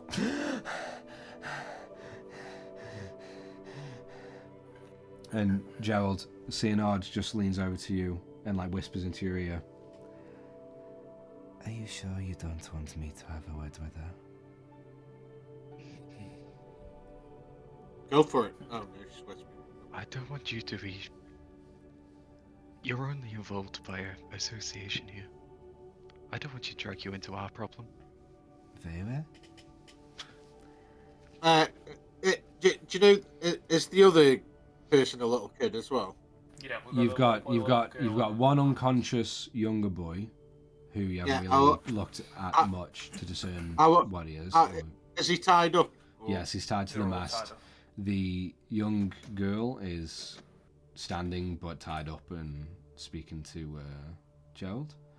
And you've got one unconscious grown man, passed out and covered in puke. I want to go over to that guy who's covered in puke, grab him by his hair, and clean the floorboards. No, I want to drag him towards the side of the ship. He is tied to the post. Is he tied as well? Okay. Yeah. All three of them are tied. Yeah, all three of them have been tied together. All right, I won't do that then. Oh, are you saying all of them are now tied around the mast, right? All Is of what them you're are saying. tied. I thought that all I three thought of the them girl were was tied in different locations, but Yeah, I close did. enough. Yeah. That's what I was going to do. Was going to bring them all together, just so they can be tied. Okay. With one rope, basically. Sure. Okay. Because the way I was seeing it in the theater of mind, I saw it. The young boy tied up to the mast, completely fine. Yeah. The girl, hands tied but standing freely, talking with Gerald. Mm-hmm. And then the grown man passed out in puke, but just sat up against something. With the girl standing up, if that came to being applied to what you say, that's fine. What I implied it to be from Rayloff was I saw that he had made the boy that's now tied. Yeah. Seeing that, I then passed her to him to say to do. Okay, yeah, that's fine. So then, I was bringing them all how- together. Okay, that's how yeah, I okay. implied Well, it. we'll say just at this point then, like Rayloff, you are finishing just like tying off the rope to keep the adult, the guy there, against the mast as well as the boy and the girl. The boy is still partially passed out, but the girl is attentive after having fucking Sierra's breath on her Yeah. and being a bit of a bitch, a lot of a bitch. Oh, out of interest, Ian, can I still use detect thoughts on an unconscious person? Or not? Sure. Yeah. It doesn't say anything. Because he's the older one, isn't he? Well, the adult. Yeah. Yeah. Okay, I'll try detect thoughts then. All right. You go in. You just go in service thoughts. Yeah, can do. Alright. For now, and then I can always go deeper. You go in and you hear in his head.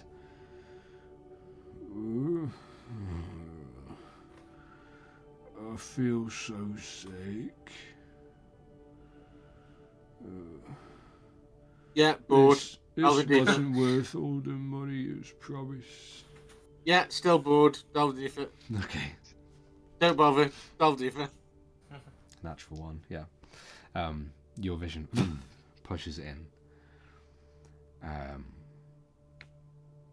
in. Your vision comes to light, and you find yourself. You're in a small room. Looks a lot like just a small little bedroom, and you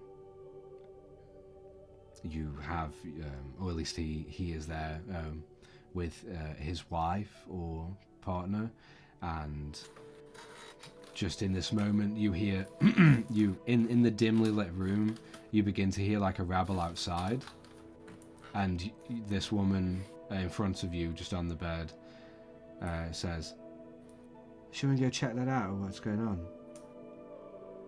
No, we don't need to do anything like that. Just do what you're told. Then like slams her down onto the bed, and you basically just begin fucking. The vision just pulls out, Oh, that was fucking rubbish. and then your vision reappears, and you are just buckling. You're just putting everything away and buckling your belt up and heading outside, just as all the commotion has ended and all the people begin to just walk away and like chat, like smile and chat with each other and latch arms over shoulders. Hey, what happened? And another form who's passing by. A little bird thing just offered us a bunch of money to, well, he said it was two things. We could just, we could go somewhere above the Tyler's Gulf and just kill a bunch of the people on this shithole of a ship. And also we get a little bit of more money, and we're talking like platinum here. If we can, have you ever heard of this like Queen Femfrith?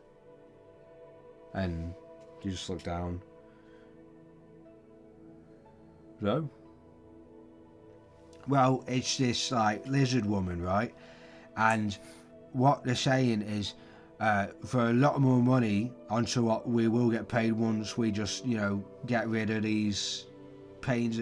Well, he told us that they had been messing with him and trying to hunt him down for reason, just to take all of what he has and steal away his wealth, and I think that's really unfair. So yeah, I think we're deciding on fighting for him.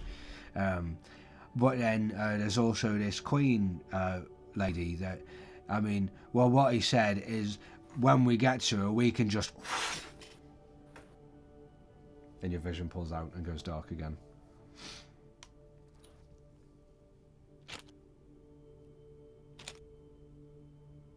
Cool.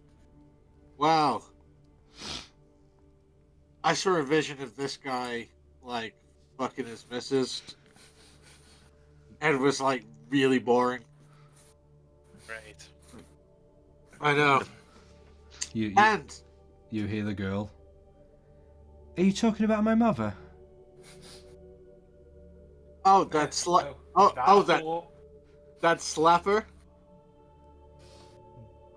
She don't look very good in the sack. And you just see her head like look down, unsure of what to say from that. That's my mom. Yeah. And please tell me you have something An extra more bottle of substantial water than comes down just front this.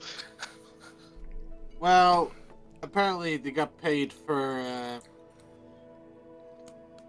killing some people on a shithole ship that were messing with him and trying to kill him and take all his wealth. I imagine they're on about Parrot Guy and us, even though we haven't really gone anywhere near him. What a pussy. And also something about Queen Fenthrith. I take it back. You mean? You are involved. Thank you. I just assume They might know our paths crossed because, I mean, let's face it, if I'm heading around the area where Coatl usually inhabit and that just happens to be the area you're travelling in, and I haven't been home for 4 weeks, I think it is just an empty threat. Nothing to worry about. Well, If you're If- involved, I will give you permission to at least participate. In which part, Captain? In the choice of what we do with them. Very well. Your life is a threat And- as much as mine. She walks up to the three. She looks at the girl, and you notice just this second that girl's sort of like mischievous grin, or just like kind of feeling like she's not intimidated, instantly disappears as Cyanide just like leans in, almost like a snake just slithering, and and almost before she does anything, I just sort of softly say, "I'm sorry."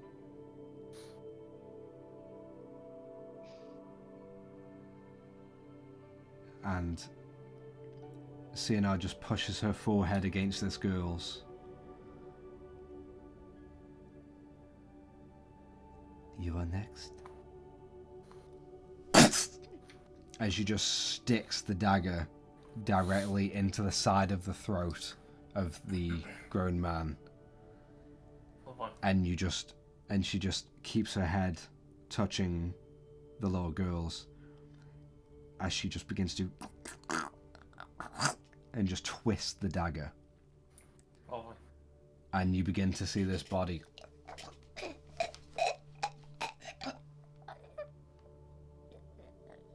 and just go limp as the neck just begins to bulge and the blood begins to pour out over his shoulder onto the little girl, onto Cyanide's arm. But Is that the older chap or younger chap? The older. But Well, Cyanide doesn't at least break. he's not being sick anymore. Yeah, doesn't break eye contact or contact from forehead to forehead. I'm gonna go. I was just about to say, just before she pulls out the dagger, I'll say towards the little girl, but behind Cyanide. We could save him with the right information. And then she'll pull out the dagger anyways. Yeah. It's literally just that small glimmer of Yeah. time. And you just time, and you just see the blood just spray over into the little girl's face, and like cascade across Cyanide's, but she does not move. She is just still, just. Yeah. Remember the smell and the taste. If we have no use for you, little girl, you will be tasting your own. I'd speak up very quickly if I were you. And you see the little girl. Fine. Fine. What do you want to know? Want to know what was the plan? Clearly there was more of you.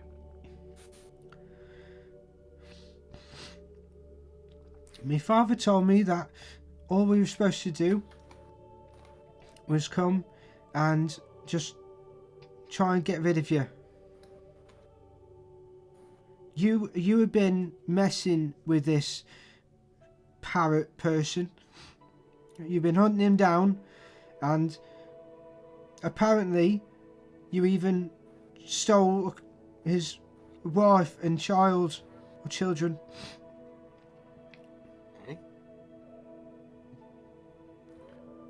So we're here on his behalf to, hurt you for hurting him. He stole his wife and children? That's what he said. Can't remember that one. That's obviously a lie. Now, hold on. She's just witnessed us, albeit provoked by them, absolutely murder them all. What if I put to you, little girl, that actually, that Kopara just wants us out of the way, and he makes an empty promise to you, promising you riches that would leave you absolutely satisfied for the rest of your lives and more. Nothing would ever befall you, you could just be rich and happy. By the way, Ginge, I used to work for him, and he screwed us the did? fuck over. And he'll do the same to you. Why do you screw you over? Because you're annoying as fuck? A little pussy? And running away? What can I Because he's say? awfully brave again for somebody literally a few inches from death. It's okay, I can take it. My Can Theodore? name is Red, not little girl. No, I said Ginge. But no one cares what you think, Theron. Thank you, Okay, pussy. Zero Ready's matching missile at Joe. I can't take it, can I? He told I us. can't take it anymore. Yes, he promised us stuff, and I didn't really buy it. But my father and my mother said, we'll have to come along because we're old enough now to fly with him and actually help him out and do stuff for everyone. It wasn't exactly a fucking holiday, was it? Wasn't supposed to be.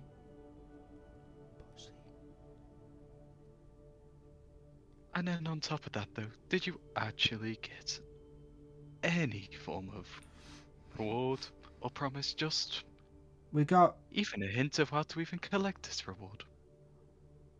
new gliders. Mm, We got new gliders. yes. And how are you going to get the reward after killing us? We're going They to ain't go. going to get one. We were just gonna go to the location he told us to meet him at. We'd What be was it? killed. Hmm? We'd be killed. Like we nearly were. I was going to say, he'd probably guess that we'd probably win this battle, get that location, and then he'd try to kill us there, I imagine. I don't think we should go to that location. Question to DM. Yes. The little bead, the gem that's related to the board, is it on their person, like on them? No, Or- it's on the board. It's on Okay. the very sort of like rear end. Kind of imagine where an engine would be on a speedboat, right at the back, just there, just on the back of the tail of the board, Cool. No just worries. set Awesome. into them. Yeah, thank you. Oh, by the way, is Didn't want to rip off or not or something. Theron by one of them by any chance, the gliders? I mean, well, you got a smattering of ones close to you. Yeah, I'll just go. So, does it kind of hover? It hovers right now. Yeah, it's just almost like stationary in the air, just about like 4 or so feet up. Wrong hole. Oh. That's right. 4 feet up or so in the air, where it's just like stalled and stays motionless. And as you're looking around, Can I just grab one as everyone's talking? Yeah, sort sure. of just inspect it Yeah, whilst trucking drives. Yeah. Yeah. Just general inspection. okay.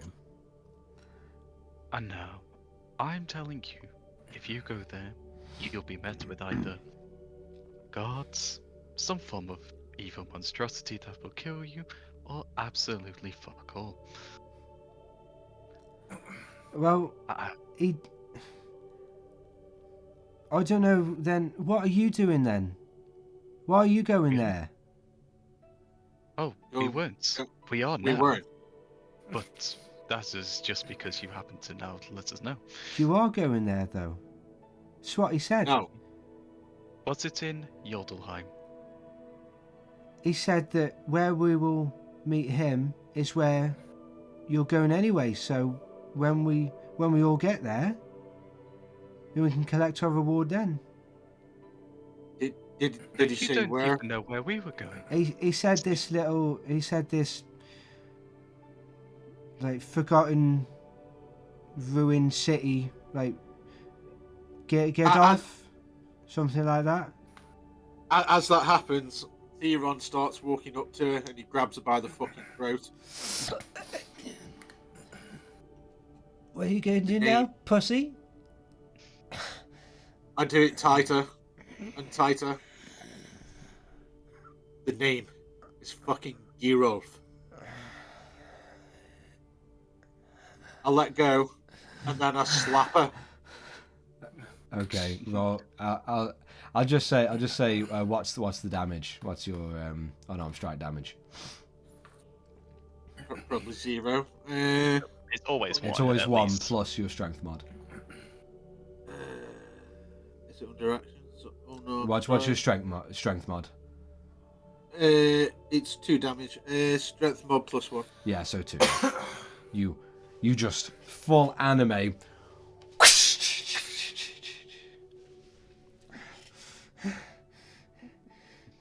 And I just walk off back to the glider.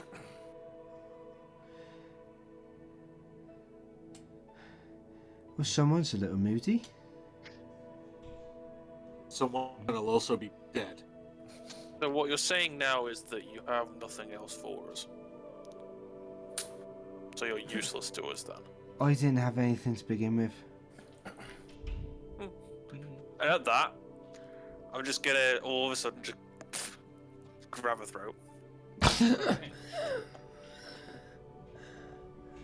Right, just pass her around And the give us one reason why we shouldn't just kill you right here, right now. As the beast you are, I'm just gonna squeeze my hand tighter. The right answer is you're a fucking child. I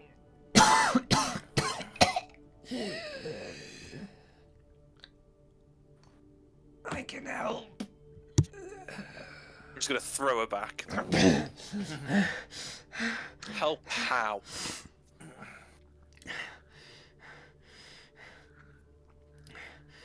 My father was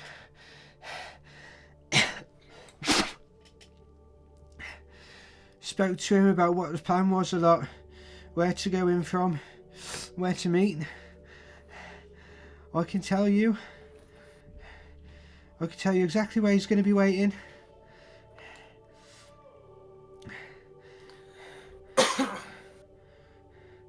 Do whatever. I just want to get some money and go. And your what, brother? What does he know? Fucking nothing. Let's try. Well, he did I'll attack. go to the younger kid and keep slapping him in the face. To Alright, try as you just come out of consciousness. yeah, and you just slap a couple times. Once he does, I'm going to turn his face to face his assumed sister, while Rayloff is talking down on her. Just for intimidation tactic kind of thing.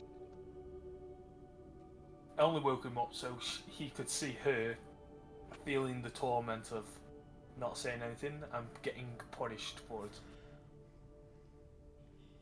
And just as he's watching, you see this smirk.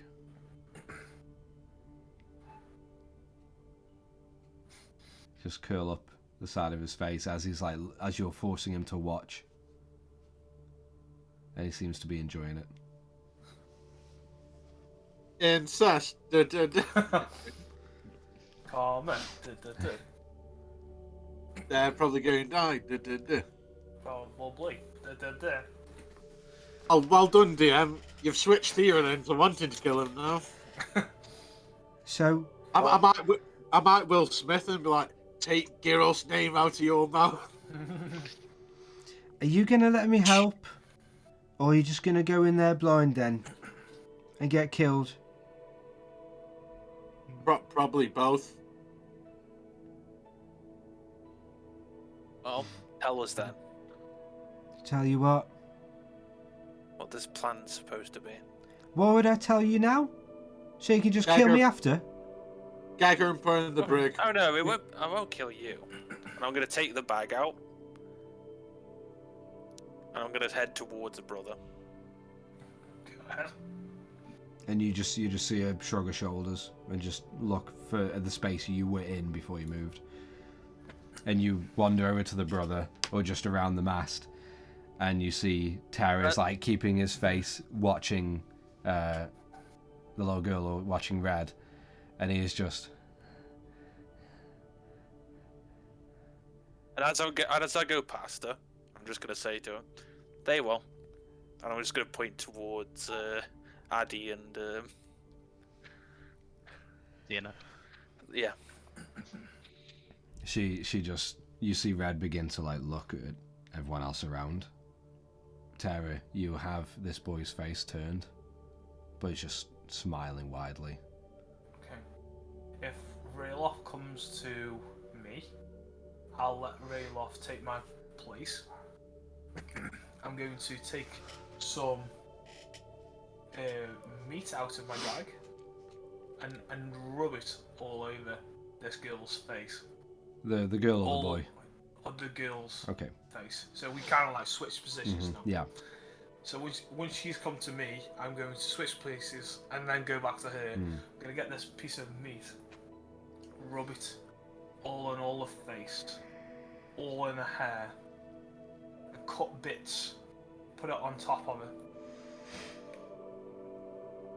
And then... Mogwai! Oh dear. You just hear that quiet.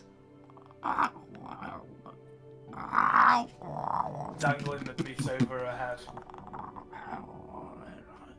Feast! And he leaps off onto her shoulders, and just begins to snap at the meat. Each time she's snapping at the little bits, you see slight little nips and cuts, and just droplets and beads of blood begin to run. As all over her face, neck, shoulders, and head, there's just nicks and just little like streams of blood being left as Mogwai's nipping. I don't want it to be close enough for him to accidentally kill her, but close enough so if she were to be hurt, I could kind of either heal her back or pull Mogwai away for me to stop it, and then for him to carry on. Okay. So it's literally just I'll say the brink. Right now, as this is happening, as she's taking some damage, not as like quickly as you thought would happen, but Mogwai seems to be more interested in the meat, but also not caring about catching her ear, cheek, anywhere, just He wants food. yeah. And at this point you hear the boy.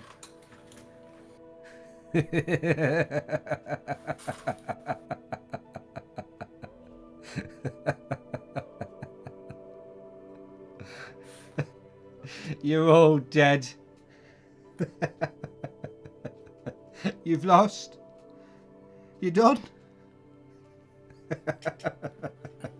Okay, he freaks me out. Now, Red, tell us the location. We have no plans on keeping you with us, so I'll that keep you them. can lead us into a trap. Pull the meat away. And Mogwai just Yeah. all cute as a button. Yeah. Nice and soft. Theron shoots magic missile at the young boy. Yeah? Yeah. Okay. He's had enough. He's done. Okay. I've had enough. 18 plus a stupid amount. Plus. Well, they automatically hit. Oh yeah, they Just do. roll to damage. Oh damn it! I don't even know where it is. Ranged attack, technically. It is. Well, you could range it up in the It would air go to me 60 then. feet and then No. drown. Well, you don't. Well, you only need to be away from melee distance to do a ranged. No, but with it being ranged. Because It is a range from hand to face. no, for He's saying the with shield's the cursed. the curse shield. Because it's within 10 feet. 10 feet. Yeah. Would it hit Okay. Raylock Yeah. instead? All right. So, what's the damage on those magic missiles?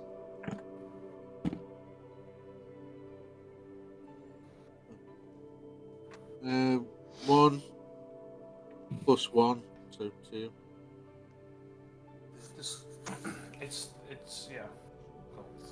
4 plus 1, that's 5. Alright, so 7.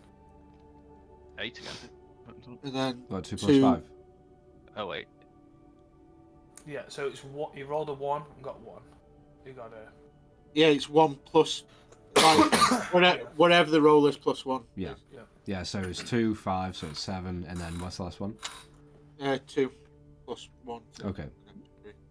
So 10. Okay. Yeah. Theron, Gerald, just as you see Red is about to open her mouth towards you, after you ask her to give you the location,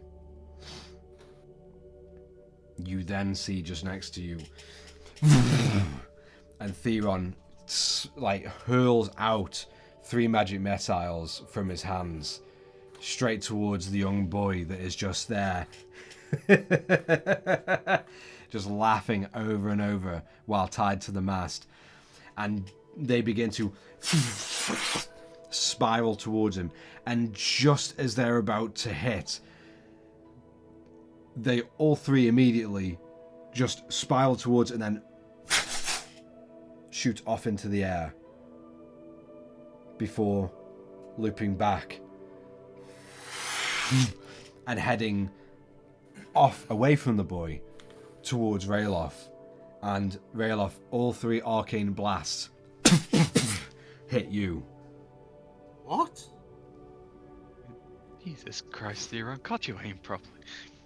I think you're fine. They auto hit. And you hear Red as she was about to open her mouth to you, and then she stops talking as Theron casts this spell to the boy.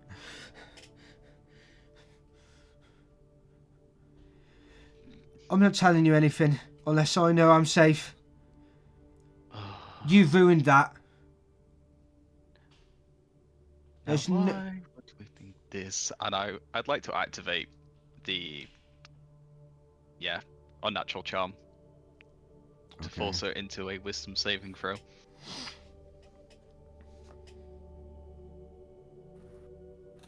My wisdom's quite high. 6. She fails. Okay, so I'll say, just as you tied these 3 to the mast, one is now dead with a hole in his neck. The young boy or the young girl has cuts and scratches, fresh blood pouring down her face, and at one point, just barely about to speak with you, Gerald, and give you everything you wanted to know, before Theron casts a spell towards the boy. And albeit those were diverted somehow. Could Theron ascertain whether it's like arcane in nature or not? No, not yet. And they are diverted somehow, in some way, making Red just climb up after this torture, after murdering all of her friends and trying to kill her last friend. And you decide enough is enough, and you delve into her mind and push your mischievous and manipulative charm against the very concept of her perception. And as you can feel it take hold, with her being subjective to whatever you may ask, that's where we're going to end tonight's episode and come back next week to pick up from there. Well, some of us. Most of us. The important ones will be here. Whack, whack. But that was an awesome episode. Rayloff, for your very intimidating and assertive lines earlier, just in the moment, I wanted to give you an inspiration point for for the RP raised right at Thanks. the end of the combat. And I want to say everyone has done fucking awesome this episode, and I've loved everything. So thank you very much. And yeah, I'm Didn't expect to excited. be torturing kids. I didn't expect you guys to Yeah. torture kids. No, that's a new boundary we've crossed. No. We're torturing bandits. Yeah, Age yes. It does. It's yeah, nothing. Yeah, age is just a number. When you're a cutthroat and you're a bandit and you try and kill me, well, I'm gonna do whatever to you. Yeah, do you know what I mean? No Eye for an offense. eye. No offense. Everyone doesn't care. Anybody mentions Geralt in such a way, he's going to do a Will Smith on him. Yeah.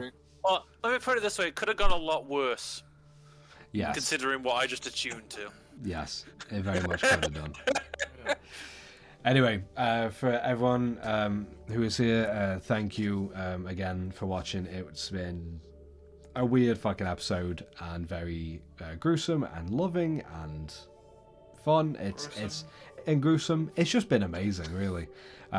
But we are ending it there, so we will be back next week.